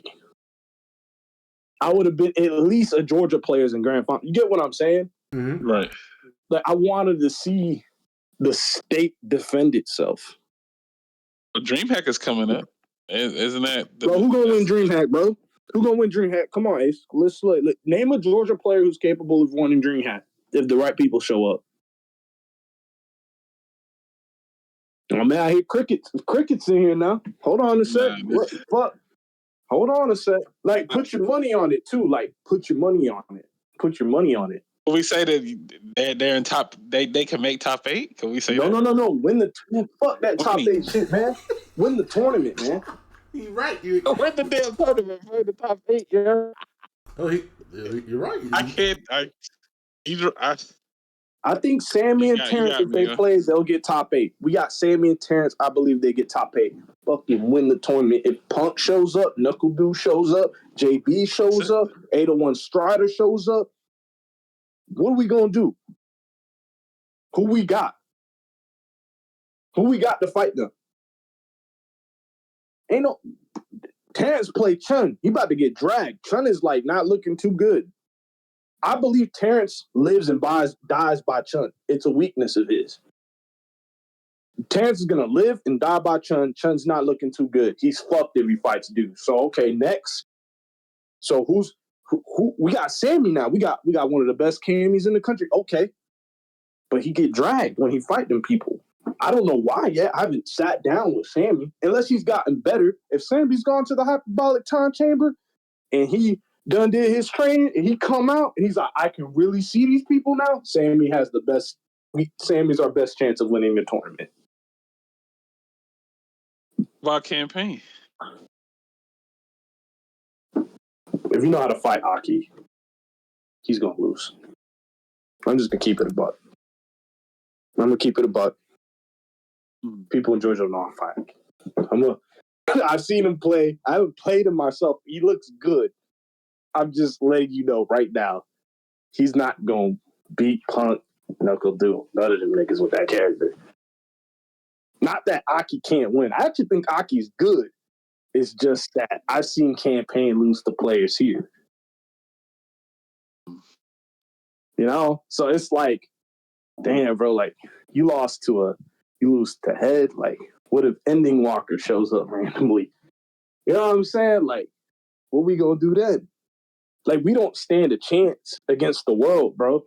And that's what I want people to see. People take such pride in winning locals, and it's like, bro, like, you want your locals to be competitive. You actually want random results at your locals. You want to see the same kind of top 8-ish players make it all the time, but you want, like, Musa winning one week. Then you want Sammy winning one week. Then you want Shadow Ace winning one week. And then you want, like, Sir Retro winning one week. And then that's what you want to see. That's how you know it's a competitive ground. You get what I'm saying? Like, you can't call the winner. That's how you want your locals to look, bro. Because what we know each other's tendencies, do we not? We've played each other enough times. So it's like, bro, why are people losing to the same fucking people? That makes no sense. You know their tendencies, but you still losing to this person? That's crazy as fuck, really. Like, Yeah, I mean, I give you a perfect example because do you know who are? Do you know? I mean, you might have seen probably. Do you know who our best player consistently is in our area? If you in Middle Georgia, isn't it that Lily player? Yep. Yeah, it's Lily. I pay attention, bro. I just don't be around. Like, yeah, like I be seeing results, and I watch and I go back and watch the stream because I care about my scene. Like, as hard as I am on my scene, I love the Georgia scene. I just hate that we suck. Like, we're bad, bro. It is what it is. You have to recognize things for it to get better. But it's not going to get better if people don't care. Like, if they only, so like, there's a selfishness that you need as a competitor to get better. Right? But there's also a camaraderie that's needed inside of your local scene so your entire scene can grow, so you can also get better. You should not be content if you keep winning. I be angry that you so like, there was a point, somebody should be mad that they keep winning because it's like there's no growth, there's no challenge. If you're not a selfish person, yes. If you actually want to see your so like, when I was winning in Street Fighter 4 all the time, I literally started to tell people, I'm like, this isn't good. Like, I had a conversation with Pierre, Cardell, and even Ricky in the room, and I said, I shouldn't keep winning. I knew why I was winning. I knew more than everybody because I was going out, Ace. I had an unfair advantage against you guys. You guys didn't know as much as I did, and I was also playing 8 hours a day. You get what I'm saying? There's no way. You really didn't have a fucking chance, if I'm being honest. But it's like, that's not because I'm smarter than you, Ace. That has nothing to do with it. You're just as smart as I am. You just need the knowledge. So what if I go out and do the work, and I'm like, yo, Ace, look, this shit that I learned with El Fuerte, my nigga. Yo, I played Chicote. Goddamn, bro, he was doing tortilla bomb right here, and that shit was fucking me up. Why can't I do that for you? You get what I'm saying? I see exactly what you're saying, yo. You're cooking right now. So like, standing back. Go ahead. So it's like I don't see that. Terrence does it. I did it. Y'all know I did it. You know what I'm saying? Right. Adam didn't really do it. Adam's way of explaining things was so simple to a point. It was like, okay, can't really rely on you for help. And he went out to Japan, bro. When he went to Japan, I literally told everybody he's gonna come back the best. And they're like, Joel, why are you so certain? Nigga, Mega Fighting Game Plaza? You don't think he's gonna go out there and come back here and wreck y'all shit? You're delusional. He literally became the best in Georgia for like a year. And everybody's like, damn, man, Adam done got so good. No fucking duh. He went to Japan and practiced. You gotta be retarded not to come back the best. You get what I'm saying, bro? It's about like your exposure to certain things. And so like, we don't have exposure because nobody's really traveling, right? Like, we can't have intimate conversations with people because playing online is one thing and then doing it in person is another. Oh yeah, definitely. I can really show you some shit in person. You know what I'm saying? So it's a whole lot of things Georgia needs to do. Like, somebody's got to go out and travel, get the information, and bring it back. That used to be me, but I just stopped. So, like, the one thing I really focused on when Street Fighter 5 came out, I was dominant for like 2 years. But I made sure, as I was traveling, I made sure KB was getting better. I made sure Ice Effect was getting better. Now, they did the work. That I'm not taking credit for everything that they did. I didn't do. but I played them. And every time they did something that I was like, hey, don't do that, I could explain exactly why to them. Don't do that. I did the same thing for Adam. I did the same thing for Tanks. I did the same thing. I even did it for you, Ace. I did it for, like, when I sat people down, if I beat them, I could tell them exactly why I beat them. You want players like that around, bro. You don't want people who just beat you, shake your fucking hand, and then go, hey, man, you're really good. Okay, appreciate it. Wish I knew what the fuck I did wrong, cuz. But all right. You know? So it's like, dude. It's sad, man. It's funny but sad at the same time, man. But go ahead, man. So I've been saying this for like, I done said it in the Discord, man. So like, y'all want to jump in, man? It's supposed to be a conversation. I'm just kind of like going in right now. Like, I love my scene though, bro. Don't think for a second I hate the scene. I don't hate the scene. I just don't like where it's at the level it's at. It should be at if we have this many people, we should be one of the best in the world. Georgia should be one of the best areas to play in the world with the amount of people we have coming to our locals. This makes no sense. I believe we have Chris. Chris is a good Heath player, but he can't express how to beat him. Like, he can't tell you how to, like, fight Heath.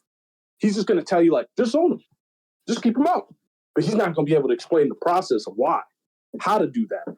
Oh, bro, you want to stand right here and you want to hit this, or you want to do this, or you get what I'm saying? Right. Like, the process is everything, bro. Can't, like, really say it enough.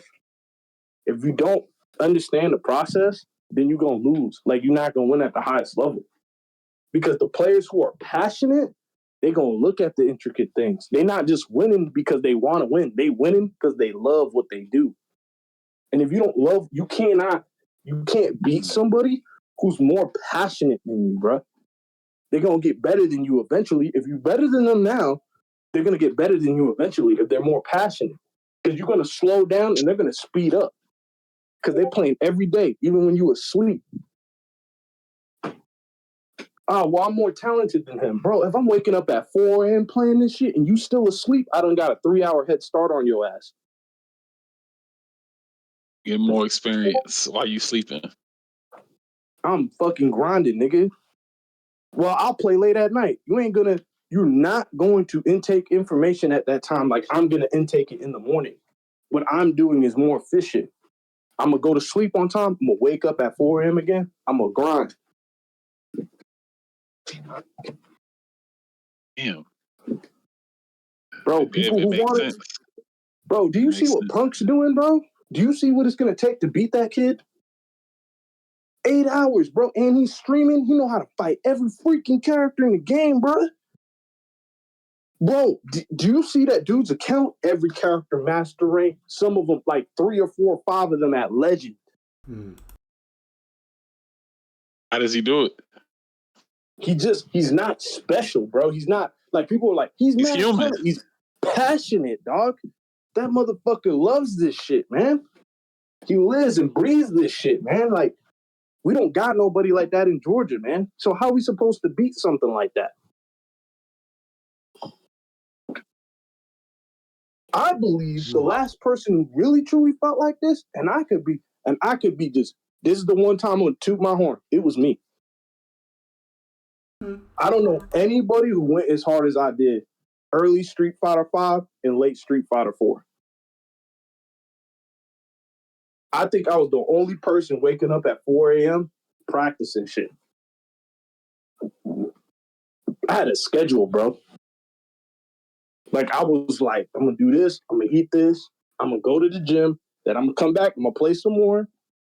Like, I'm going to study this shit. I'm going to have all the frame data here. I'm going to do this. Like, it's like, but I loved it. That shit drove me crazy, but I loved it. You get what I'm saying, man? Like, it's like, I don't see the passion. I don't see the drive. I don't see no fucking hunger. When I see niggas lose, they just get sad. I'm like, what the fuck you getting sad about? Nigga, you just took an L. That shit's supposed to make you better. It's just supposed to drive you, nigga. Or it's supposed to piss you off to make sure you don't want to make that shit happen again. I don't see no hunger, man. See no hunger, bro. I mean, that's why whenever a big event goes down, it's kind of free money for the out-of-state people. Whoa, come on, man. At that point. Got no freaking hunger, man. That don't be. Yeah. That's it. Hold on, give me 1 second. Go ahead, take your time, man. Shout out to Joel, man. This information session has been amazing, yo. Oh yeah, Learning a lot, man. You learning a lot. I just feel like if this is the level that we want to supposedly be at, because I hear people like, oh yeah, you know, Georgia's good and this and that and the other. I'm like, my state is delusional. And I don't want to say that about my state, bro. I have a lot of pride when it comes to this place. Don't think for a second when I go out of this place, I shit on you guys. When I go out of state and they tell like, Joel, what scene do you play in? Oh, well, I play with amazing players. Hey, Joel, why do you know the El Forte matchup? I play Shadow Ace. Bro, you were my base for the El Forte matchup.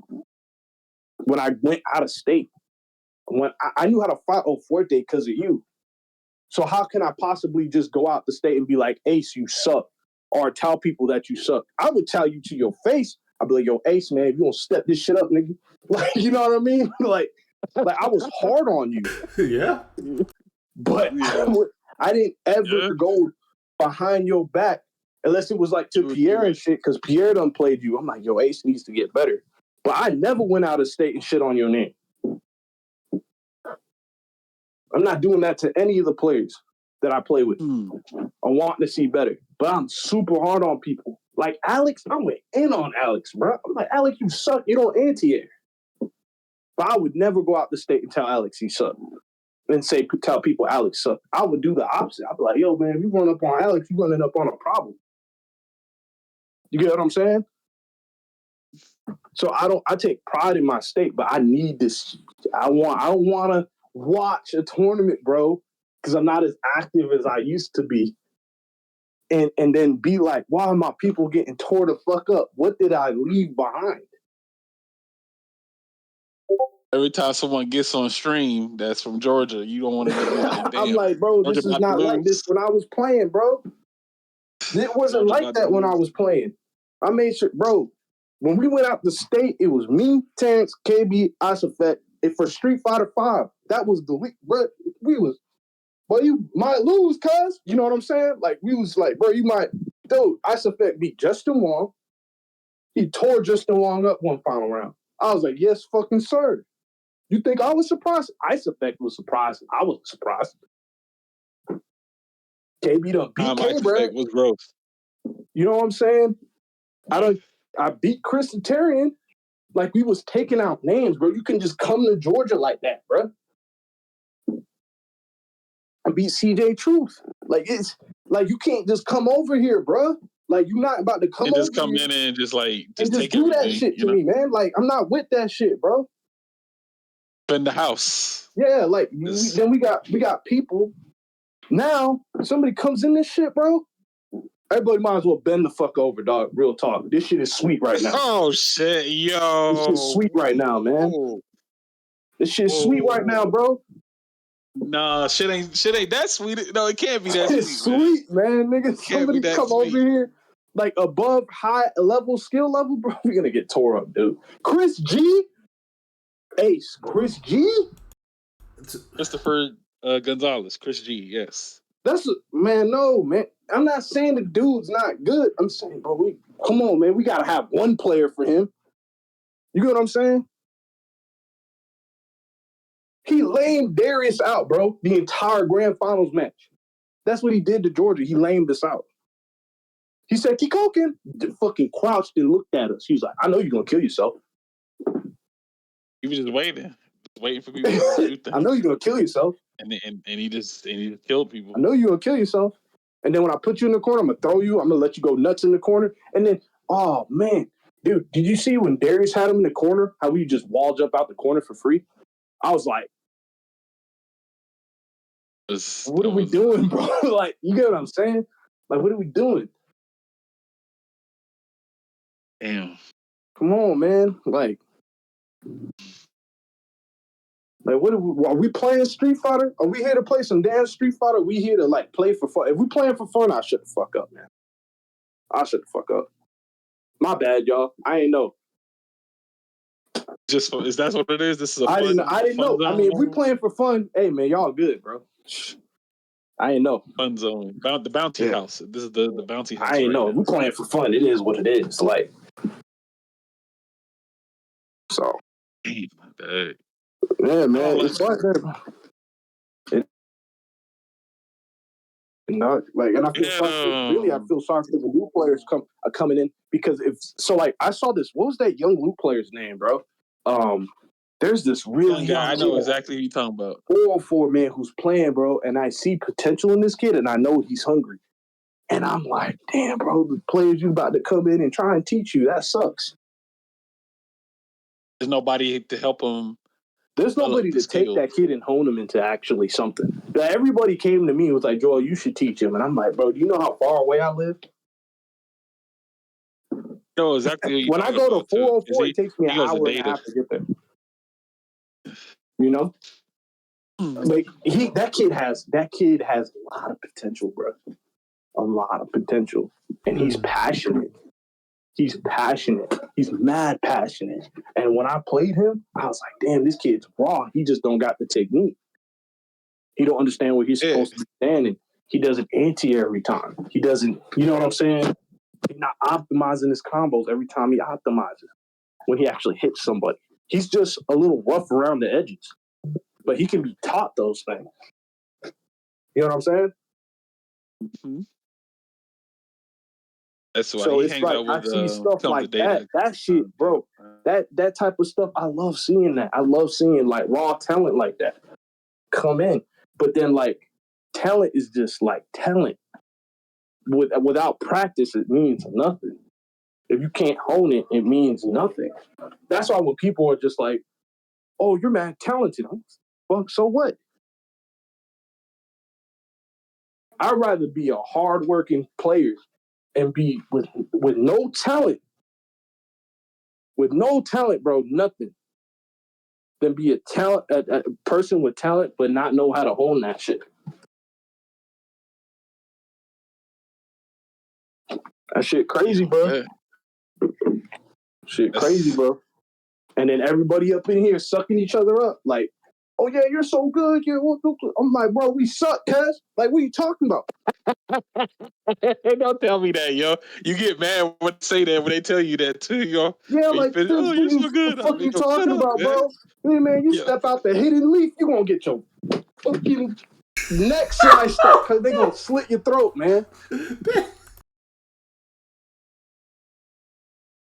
Advocate said he's on the sideline with the coach cussing him out. I mean, but no, you're real with that. And even before I probably met you at a while, many years back, probably around time thing, Zone Breakers, since I had the breakout, I forgot what place it was. And I think when I first met you, I had that, since that vibe with you, like, you gonna tell me how it is, and you gonna tell how real it is, and I'm like, no. Oh, man. I respect it. I don't like to say it though, bro. Like, I don't like telling my scene like, "Hey, bro, you're not good."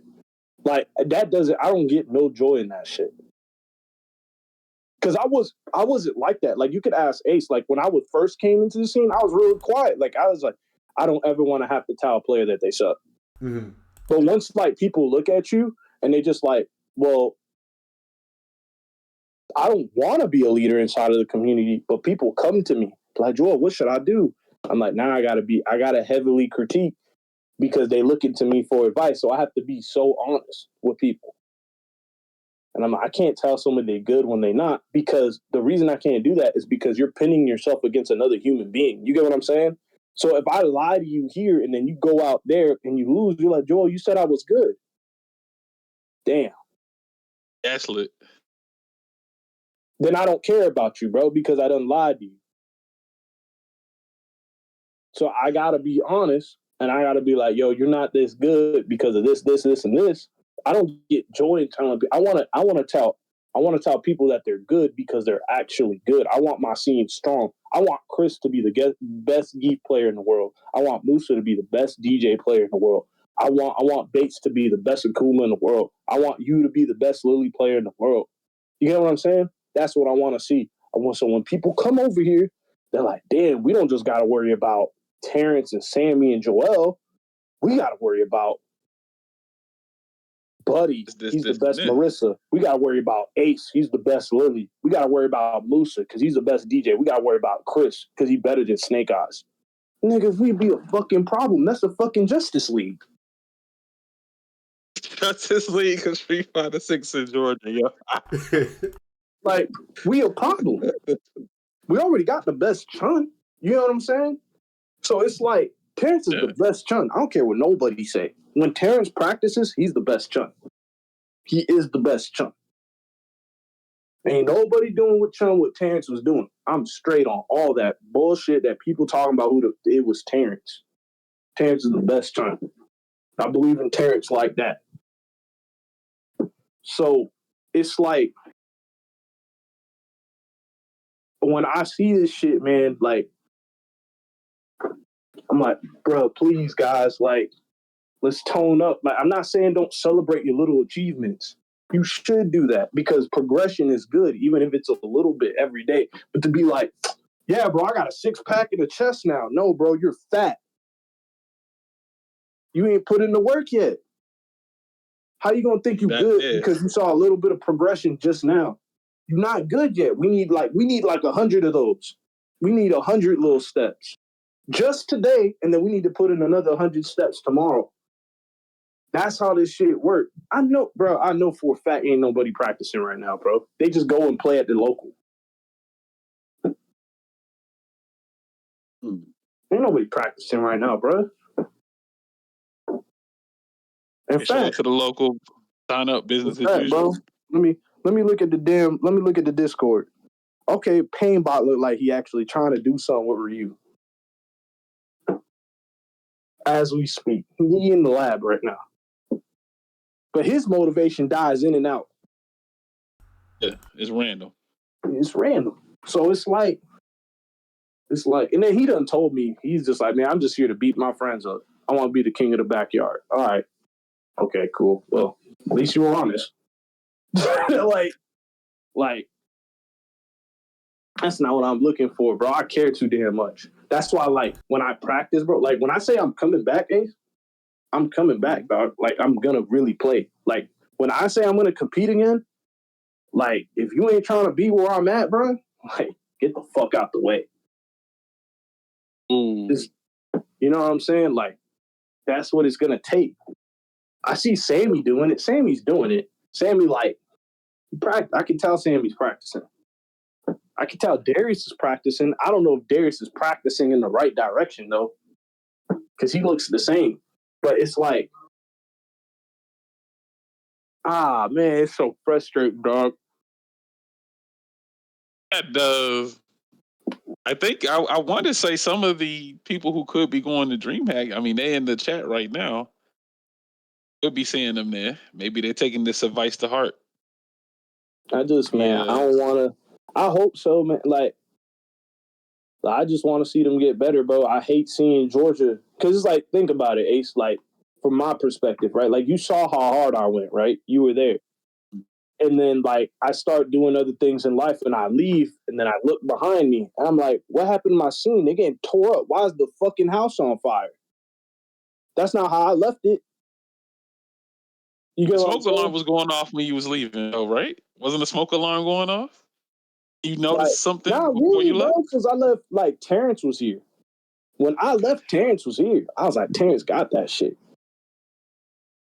Okay. You get what I'm saying? But then Terrence left, and I'm like, yo, Terrence, would you, like, I almost, like, I'm not going to blame this shit on Terrence. It's not his fault at the end of the day. But, like, I've never actually sat down and asked Terrence, like, hey, bro, who did you help before you left, dog?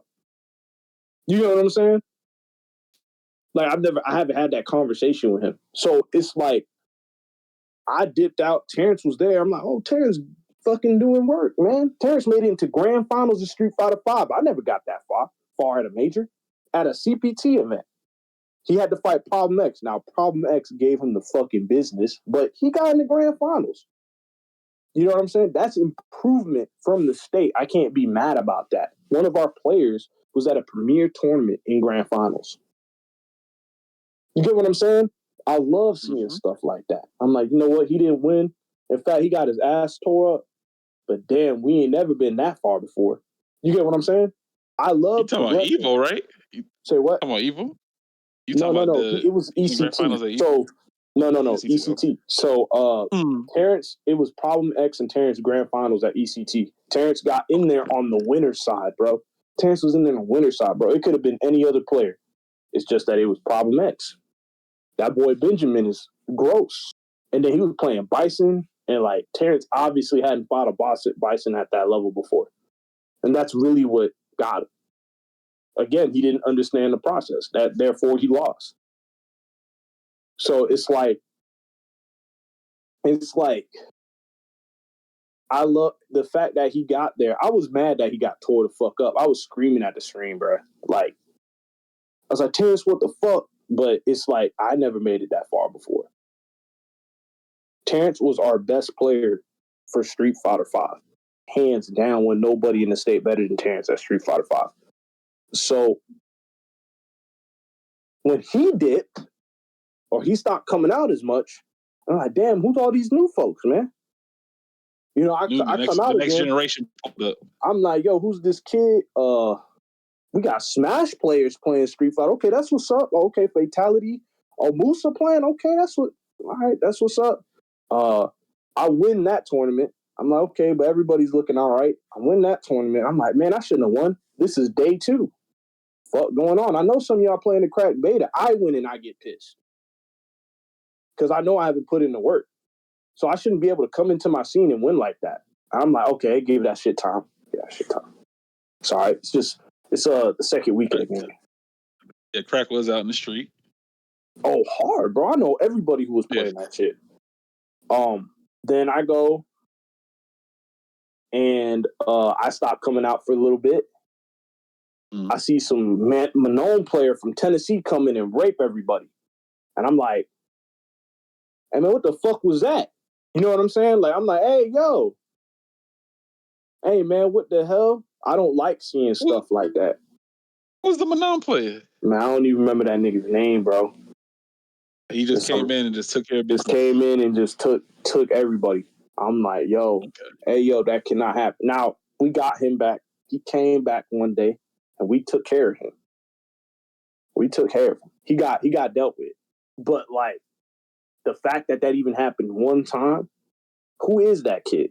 Why we lose to him? I'm not saying that a no-name can't come out of nowhere and actually be good and win the tournament. I'm saying, hey, yo, he didn't look that good. You know what I'm saying? Mm-hmm. Yo, we shouldn't have lost to him.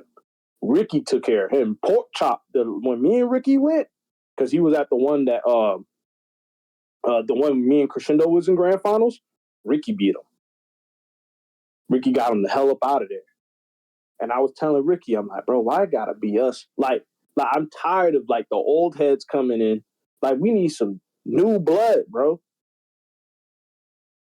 So it's some new blood doing work, but this is only locally though. So I see what you're saying, like from like a grander scale of man, I want to see beyond the local. Georgia on the map, bro. When was the last time I saw Georgia? When was the last time you saw on the Capcom Pro Tour screen saying Atlanta, Georgia, top 8?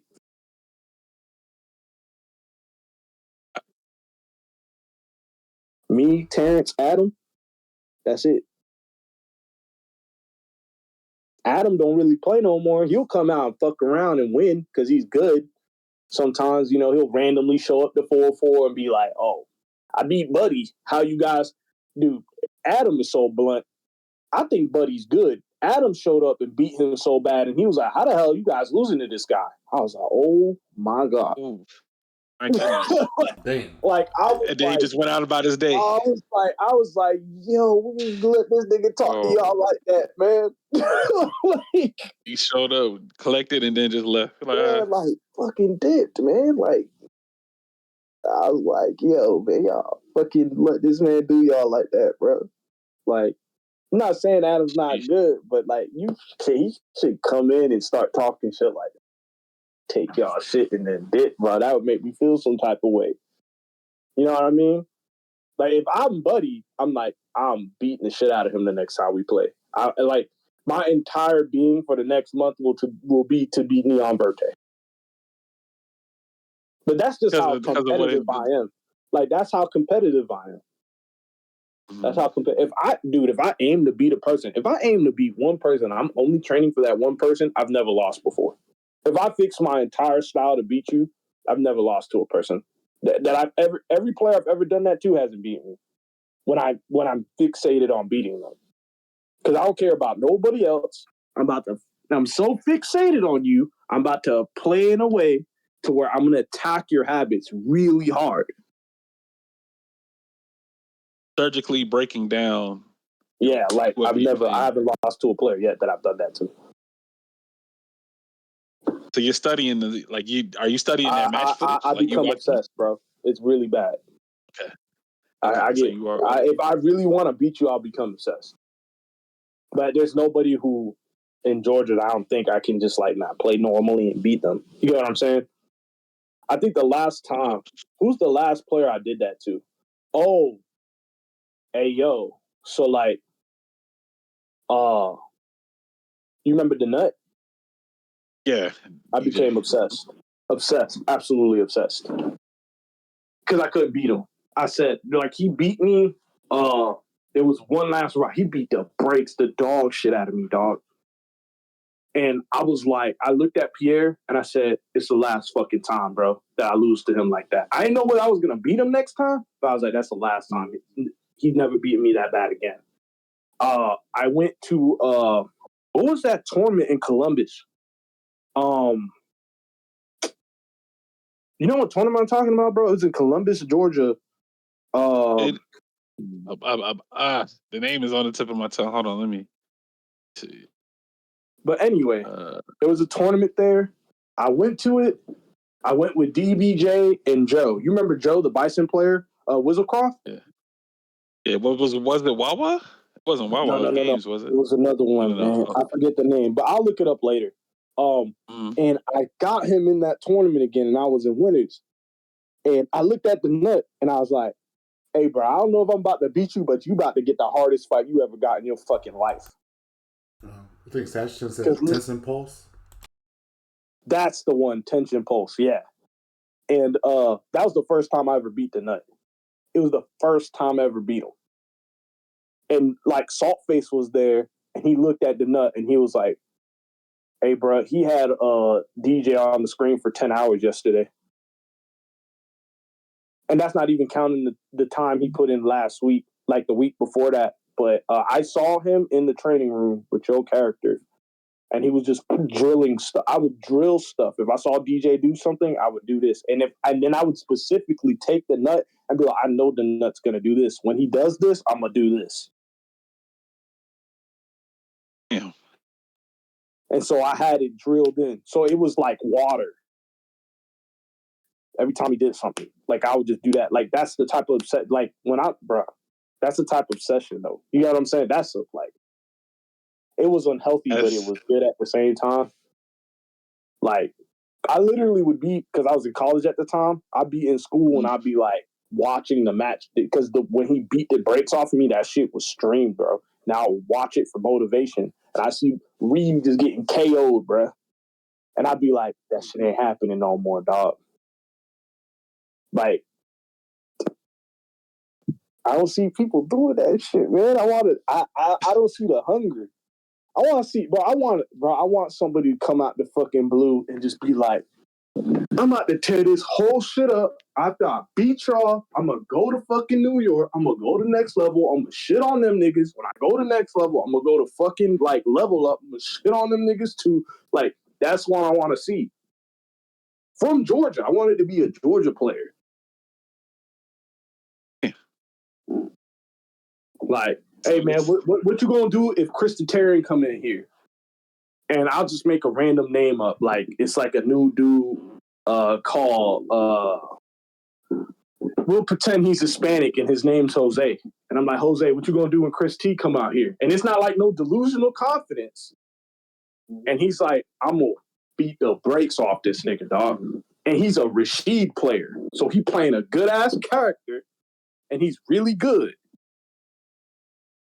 And he's like, Joel, this is exactly what I'm gonna do. And I'm like, that shit makes sense. I'm gonna be comfortable when I see him up there, dog.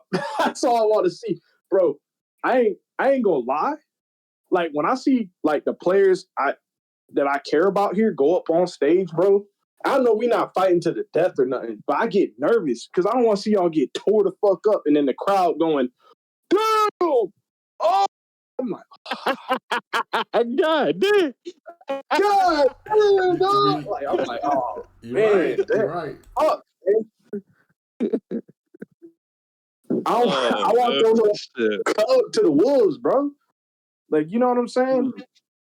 That's not when it was like when we saw Terrence up there, when I was up there, when Adam was up there, when Cardell was up there, when Drusuf was up there. It was like, yo, what's good, bro? We're here to talk, nigga. Like, what's good, man?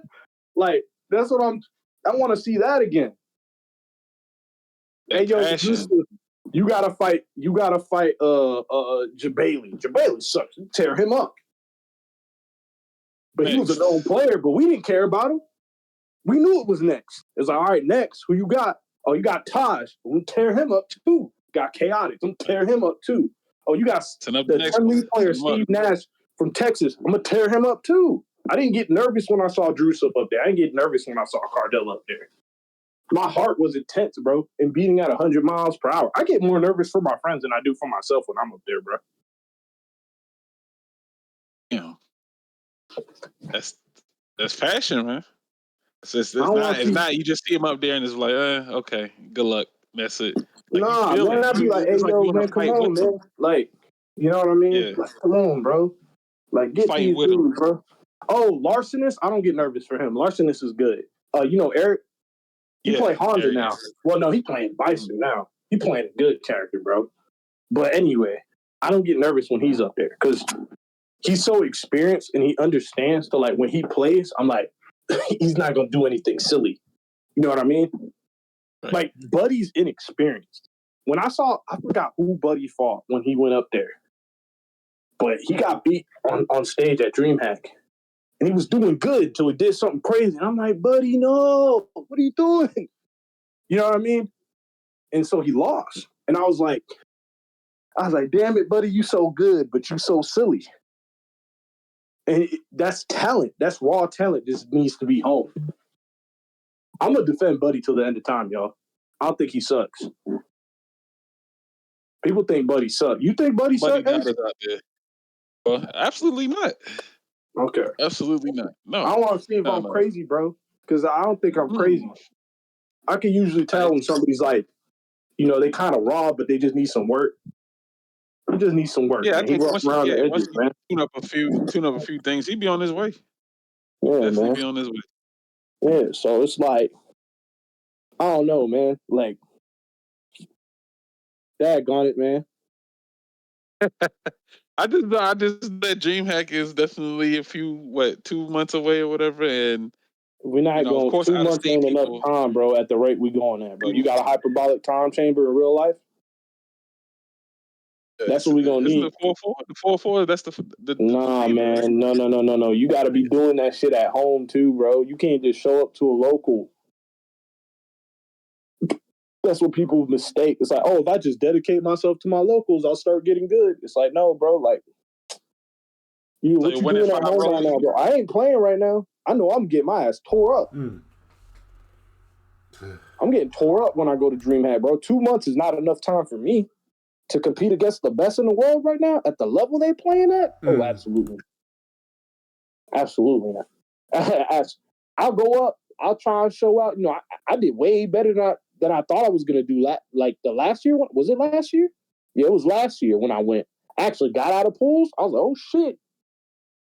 I was like, what am I doing out here?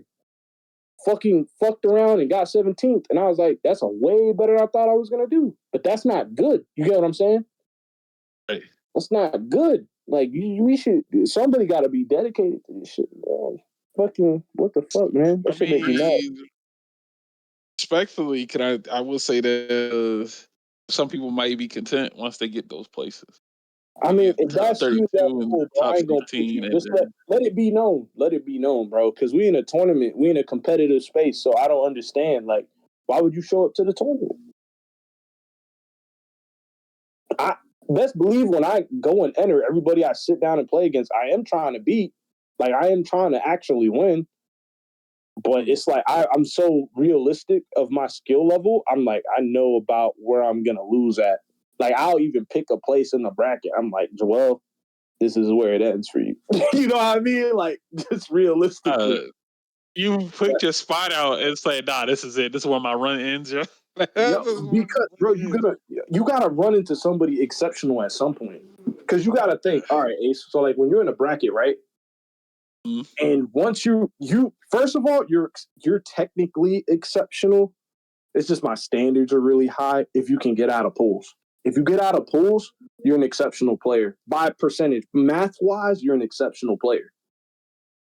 You know what I'm saying? You're better than the average Joe. Then you start playing, you get into the top 24, top 32. Hey, bro, you're kind of like in the 10%. You get what I'm saying? So it's like, but it's, bro, man, if you ain't winning, if you don't, this is the thing with me. You're only good if you have a chance of winning it. You're only good. I don't care if you can get a top 8. Do you legitimately have a chance of winning the tournament? That's how I think you're good. I don't care if you lost. Like, let's say for whatever reason you have a bad tournament and you go 0-2. I know you had a chance. It wasn't your day that day. Like, that just happened to Punk, did it not? I think it was like a tournament that just happened. I didn't watch that tournament. I think Zhao Hai won it. Like, yeah, that international. And he went 0-2, did he not? Yeah, a lot of players. But would you say that Punk had no chance of winning? Absolutely not. I wouldn't say he didn't have a chance. Okay, so definitely had a chance. My nigga, you either there to win or you not. So like, if I believe you truly have a chance of winning the tournament, to me, you're a great player. I don't care what placing you get. That just happened where you just had to get stopped. That just happened to be the place you got stopped at. But you could have won the tournament. So it's like, to me, when people just like, oh, I got 17, I got 13. It's like, can you win though? Like, are you good enough to win? Like, you know what I'm saying? Like, that's what I care about. Because who you run into in the bracket is like, that could just stop you from placing high or stop you from winning the tournament. Yeah, the bracket could be random. The bracket could be, it could be whoever you're fighting against. You know what I'm saying? What if you're a Ryu player and you a good enough Ryu player to win the tournament, but then you run into the best sim in the world? That dude can't win the tournament, but he can sure as hell stop you from winning the tournament. Then what? So you're going to tell me that Ryu player sucks or he had no chance? Nah, he just happened to run into the one person who could beat him. Styles make fights. Matchups make fights inside of fighting games. You get what I'm saying? Yeah. So like layers. Yeah. So it's like, bro, like.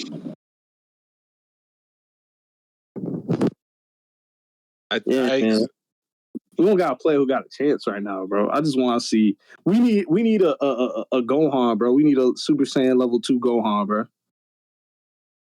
We don't got no Gohans. To the hyperbolic time. We got no Gohans, bro. You don't have no Gohans. We got no Gohans, bro. Hanging out with the Hidden Leaf Village. Nobody's hanging out in there right now. Nah, man, I'm by myself, bro. Damn, yeah. And to be fair, it's not like I'm saying all this shit, but it's not like I've been dedicating myself to the game. Like I've been doing so many real life stuff, but I let it be known. I just don't like to see my scene like this, bro. Like, it's like, yeah, like I hear them talking, like, yeah, we're gonna get good, we're gonna do this. I'm like, all right, do that shit, cuz. And then like a year passed by, I'm like, what the fuck going on, man? You know what I mean? Still in the same spot. I'm cheering for you, cuz. You think I like cheering for the losing team, my nigga? What the fuck? You won't be confident to know that you see the name from Georgia. Man, if you lose, bro, at least like if you have a chance, I'm even content with that, bro. Like it's like I could have won. He could have won though. You get what I'm saying? But it's like you can tell when somebody legitimately has a chance and when they don't. You're never gonna be able to hide that. It's like, does he really have a chance? Nah, because it's gonna show, bro.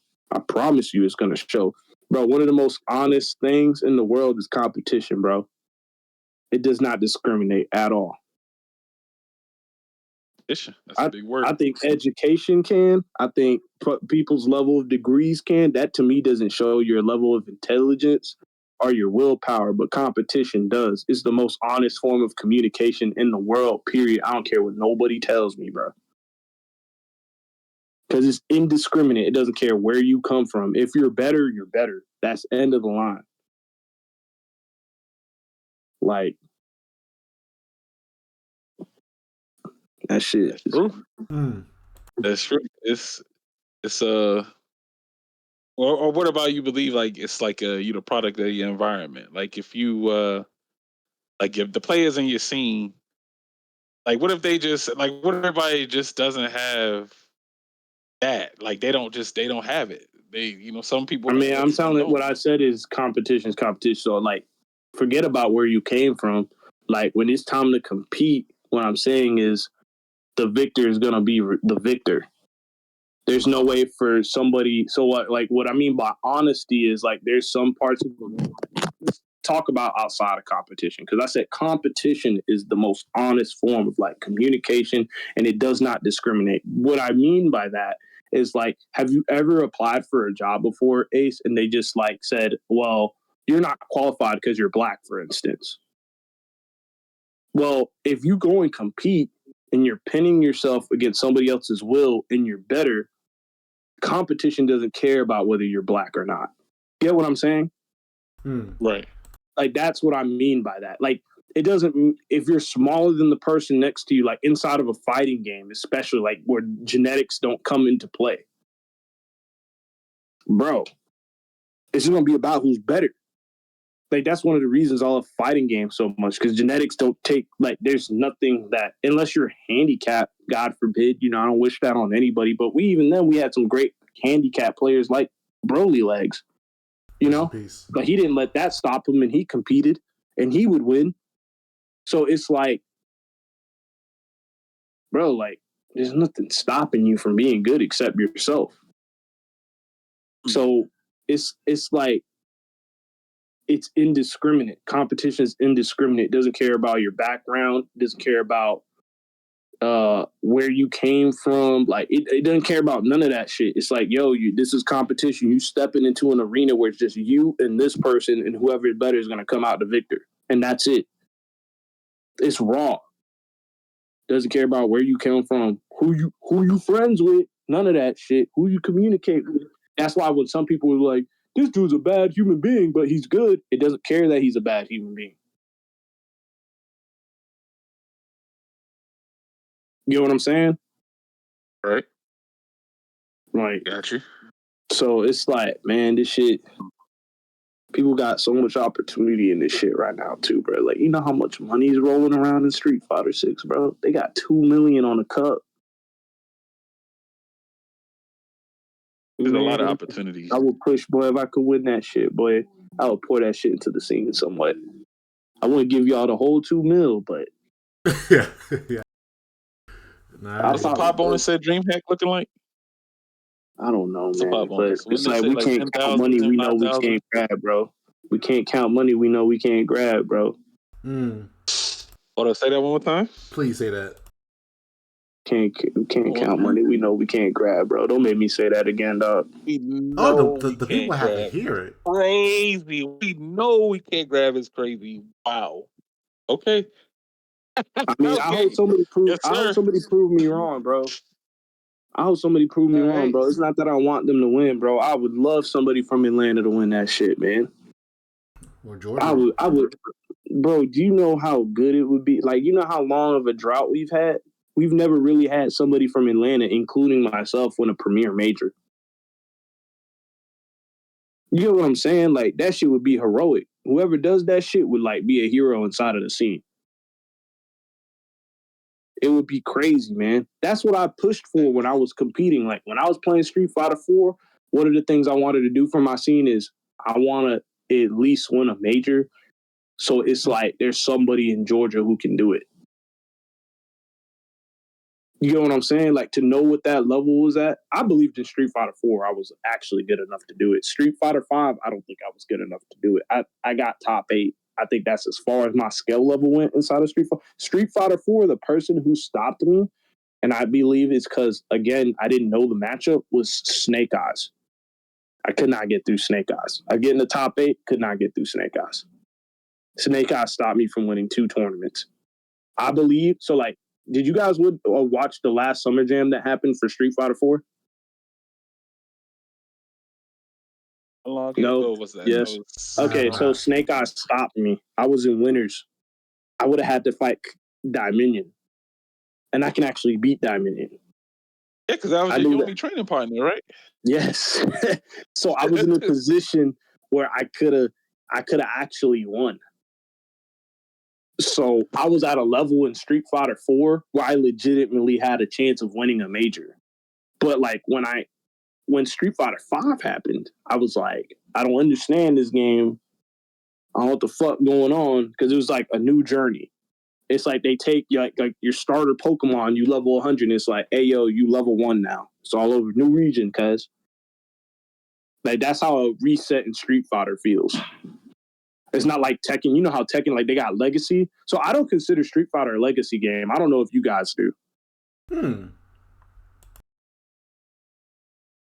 Gotta explain that one to me, because that's so what I mean by Legacy, so like I feel like, so I do believe your ground game somewhat can transfer over.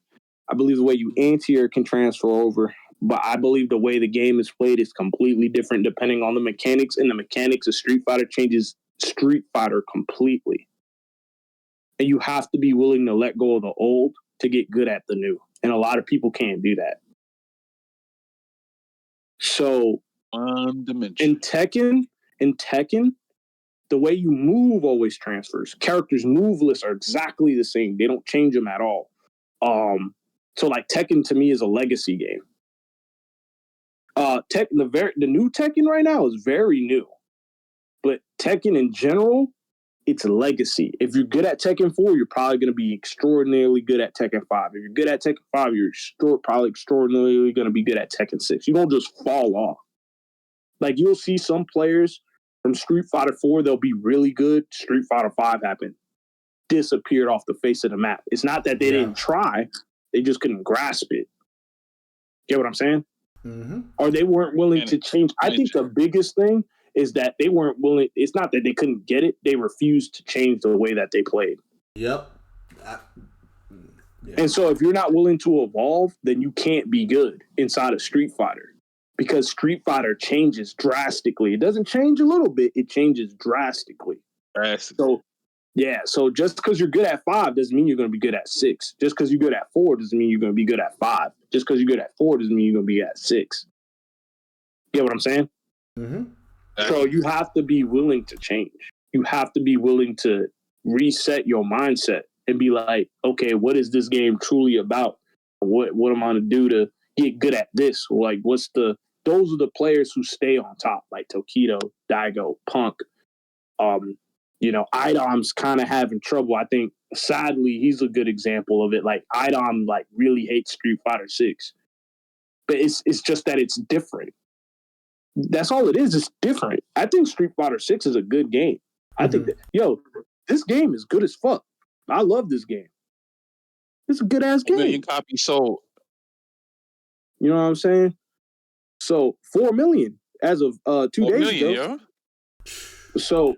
So it's like, dude, like, this is a good ass. What's wrong with it? Besides, like, I mean, I have my beast with, like, perfect parry. They need to goddamn do something about that shit. But, like, I don't really care. They could leave it in the game. I'm gonna still play this shit. I love this shit, bro. Like, I like this game. So it's like, you just have to be willing to, you know what I'm saying? Adjust to it. So yeah, I don't think Street Fighter is a legacy game because it just changes so drastically. Just because you put the same characters into the game doesn't mean it's a legacy game to me. Street Fighter 2, Third Strike was so different from Street Fighter 2. You know what I'm saying? Yeah, definitely. Alpha series is completely different from Street Fighter 3. It changes drastically, bro. Like it's not a little bit, it's drastic. It's a lot. It's a lot, bro. Big changes. I definitely do agree with that sentiment. I think we coming up on 2 hours here. So I mean, just didn't even get to half of the stuff we was going to talk about. But hey, look, it was Joel's episode. We let him. Exactly. Hey, you got it, bro. You talked. You said the good gospel. You did your preaching, man, and I appreciate you again. For joining us in on this cast. I feel like there's more. Sure that you want to get out to the good world. But I know we had a couple of people joining you good, bro. on the podcast pretty late. But it's all good though. This is going to be archived, recorded and uploaded tomorrow. I think by 12 noon from Retro. Um, yeah, he's going to take care of that. But yeah, if you guys missed out on the beginning of the cast, don't worry. It'll be up. You're listening pleasure. Once again, I want to thank everybody so much for tuning in to episode 3. But before we get out of here, Retro, we got any ads? Yeah, and already there's a push for part 2 of this, so I agree. We got a part 2 request? Who doing a part 2 request? Milo Mads. Who said that? And Data Bane. Milo? Oh, okay. All right, there it is. Hey, y'all want part listening. 2? Say less, man. Joel, what you think, man? Part 2?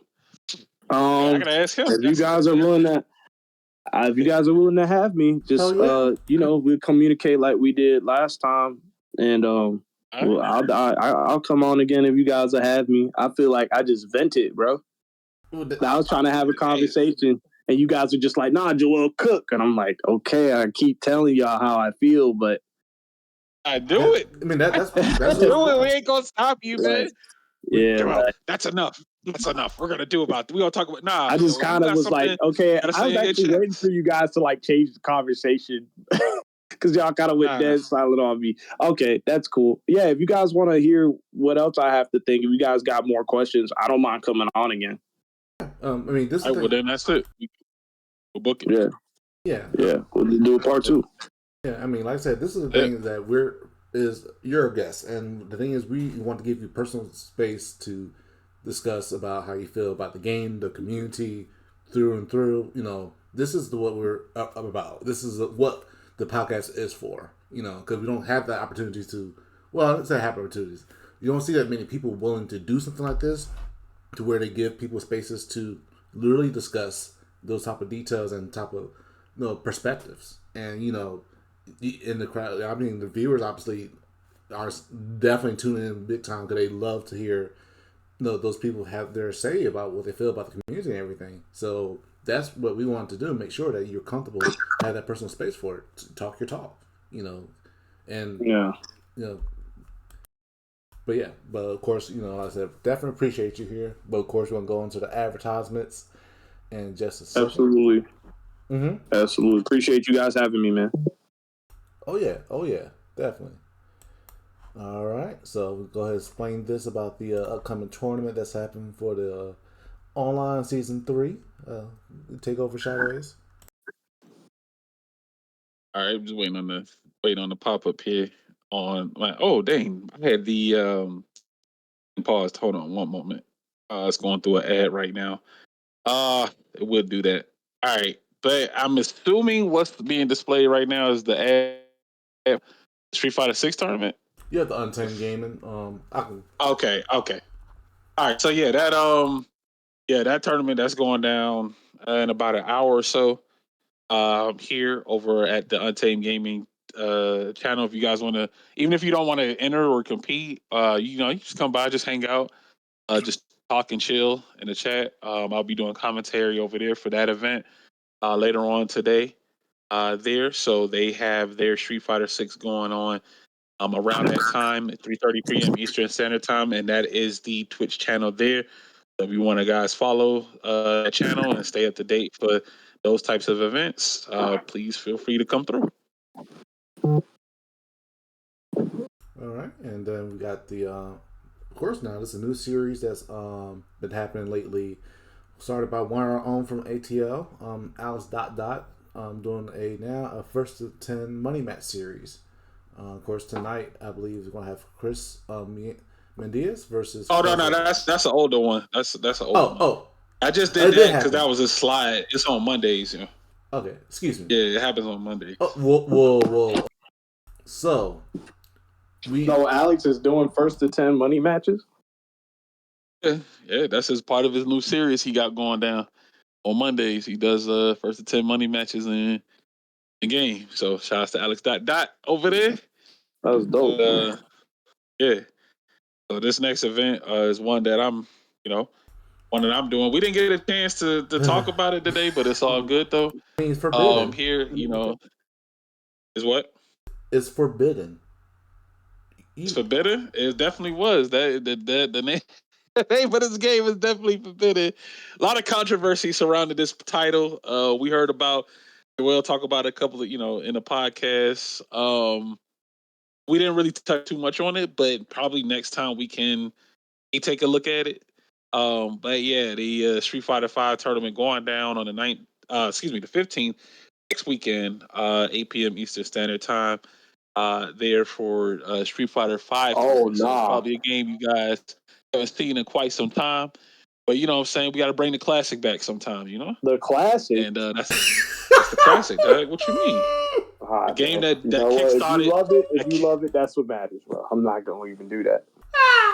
You gonna do it? I'm not gonna do it. And I'm not going to sit on that game, bro. I'm just gonna keep my mouth shut. All right, it's going down next week.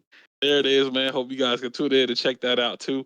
But Sir Retro, what else we got coming up, man?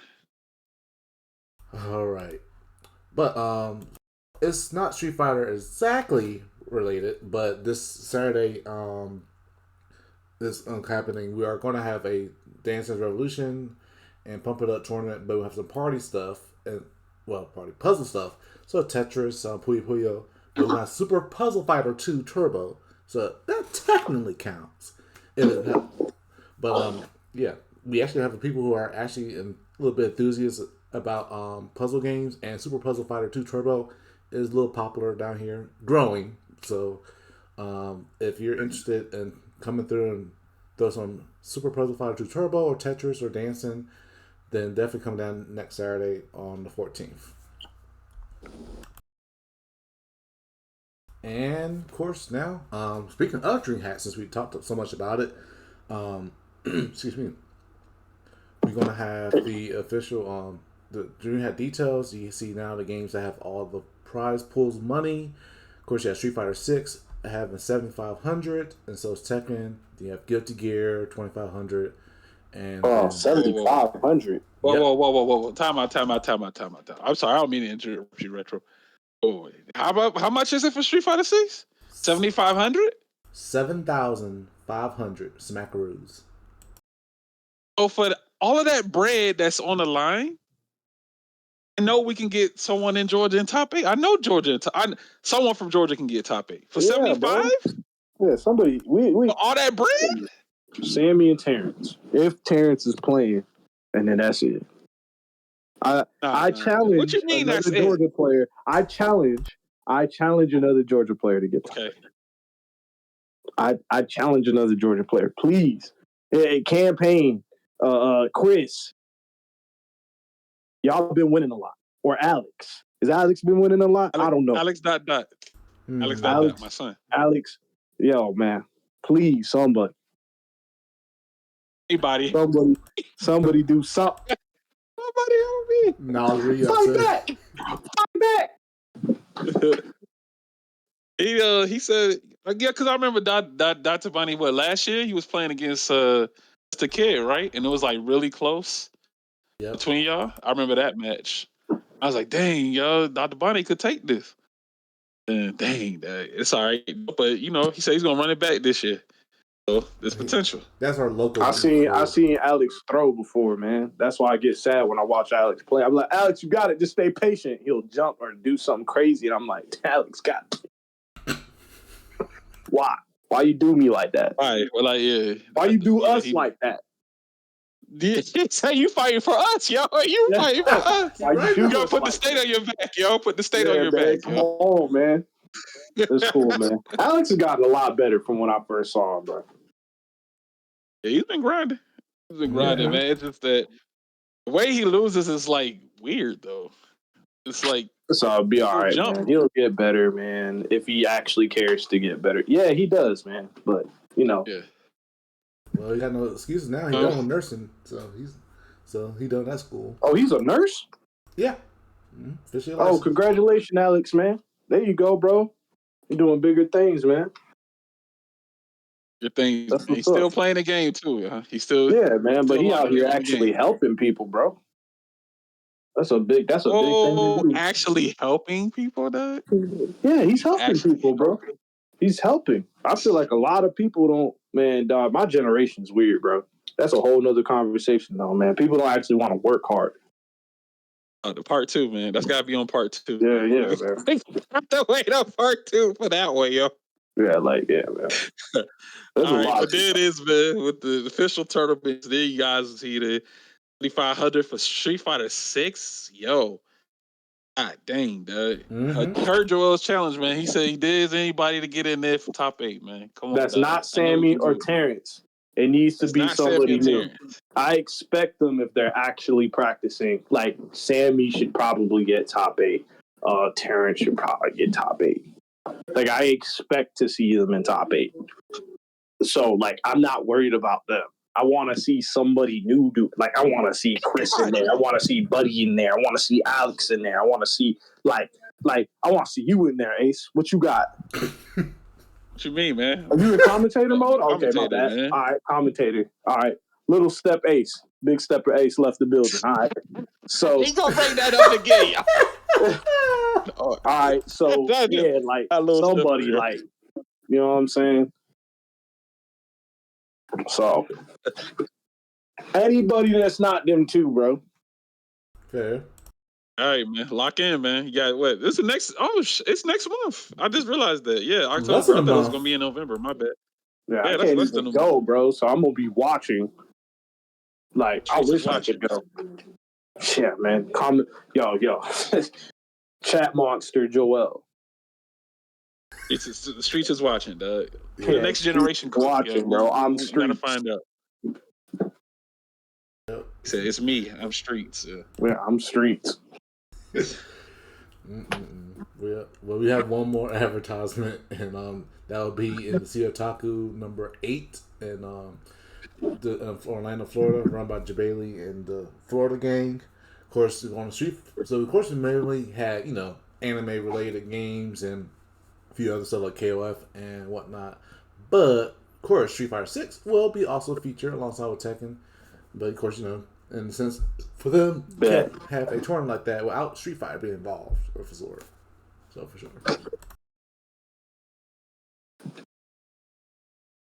All right, well there it is, man. There's another event on the horizon in December. I don't know how the weather's gonna be. Well, it's Florida, so it should be like just slightly chilly.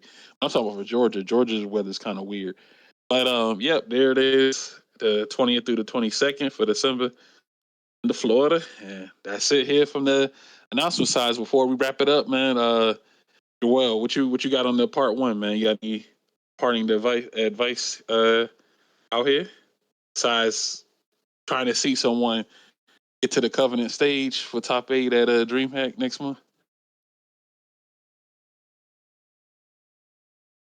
He stepped out. Is that it? What up, bro?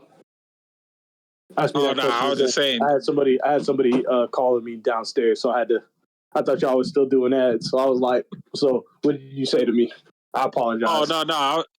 Oh no, you good. I was just saying, did you have any like departing comments or any summaries, shout outs you want to do? Shout outs? I will shout out the Data FGC tournament +2 on block. Please go to that tournament. That is, like, in my opinion, the most FGC friendly tournament inside of Georgia that actually knows the people from the Georgia FGC. I'm not saying 404 does it. I know it changed hands. So Chris is not in charge of it anymore. But, I don't have any horse in this fight, but I don't like to see when tournaments compete with each other. Shout out to Zone Breakers. My friend Matt holds that tournament. It's in Fayetteville, Georgia. That tournament he runs amazingly. He's really passionate about running that tournament. It gets ran next to 404 sometimes. I don't know why. I know he's tried to communicate with those people to let them know when they're holding their event so they don't clash. I would really like it if you guys gave it a chance and actually came down to us for once. But, you know, it's your money. You get to choose where you want to go. I think Matt does a good job of holding tournaments. So all I'm saying, if you want to, you know, change it up one weekend and come down to Fayetteville, that would be great. Who else I want to shout out? I want to shout out, you know, I guess the Pain Bot Discord chat, because we be hanging up in there sometimes, you know what I'm saying? Playing and stuff. Yeah, man, like, that's about it. That's related to this anyway. So, right. Well, in that case, where can the you say I do too much of the social media the directions, but I was about to say where can the people you find want me to you say at some more departing words, bro? Hey, yo, Georgia, do better, Kez. There we go. Yeah. Do better. There we go. That's what the whole thing was Do better, about. be better. Let's do better, man. Let's do better, man. Let's do better. Let's not let these people run over us like that. If we really competitors and you guys are passionate about this, you shouldn't let people be beating you like that. Let's do better. Do better. Lock in. Basically, lock in. Lock in. Lock the fuck in. Lock in, yo. Where there it is, man. Retro, man. You got anything before we get out of here? Well, definitely, most importantly, I'd like to thank Joel for coming through and sharing amazing knowledge and his past experience and current experience with the FTC and outside of it, you know, and definitely just being real and definitely really, hopefully, we had 10 plus viewers here from all over Georgia that's tuned in, and I hope you guys definitely got something out of it for sure, because I know I did. I got my few pennies and cents from what Joel was giving out. So definitely grateful and glad for you to be part of our special guest for today's episode. Looking forward to see you back in action whenever you get all together, my man. So good to see you. But and also want to thank my own Middle Georgia scene. Thank you Reboot for being here for at least 7 years now, officially. And it's crazy that our scene, we're trying to get better ourselves and grow, and hopefully that we start traveling a lot more and getting better actual experience and so forth. So definitely yeah, shout out to Georgia FGC. Like Joel said, I know we can get better, and I'm putting his quotes that yes, we suck and we need to get better with that. But I love y'all guys.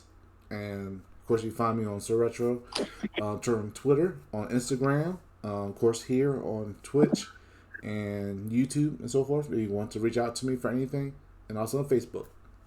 And that's it. All right, I think. With that Can I shout out one more person? Just one more. Oh yeah, just one more person. Yeah. Hey, yo, guys! I want you guys to check out my friend who streams. If you're just into video games. His Twitch stream is Alexander Her. And he streams every Monday and Tuesday around 6 p.m. And he just plays video games. He's really chill. He's trying to, get more views and stuff and grow his community. He even has a Discord and stuff. And you guys can just come check him out. If you're into video games, like he plays, Zenless Zone Zero and all that other stuff. Like gotcha games. Sometimes he plays the first. He's been on the First Descent, really hard body. I don't know who plays that in here, but he also just talks about things that are happening inside of like people, the streaming community.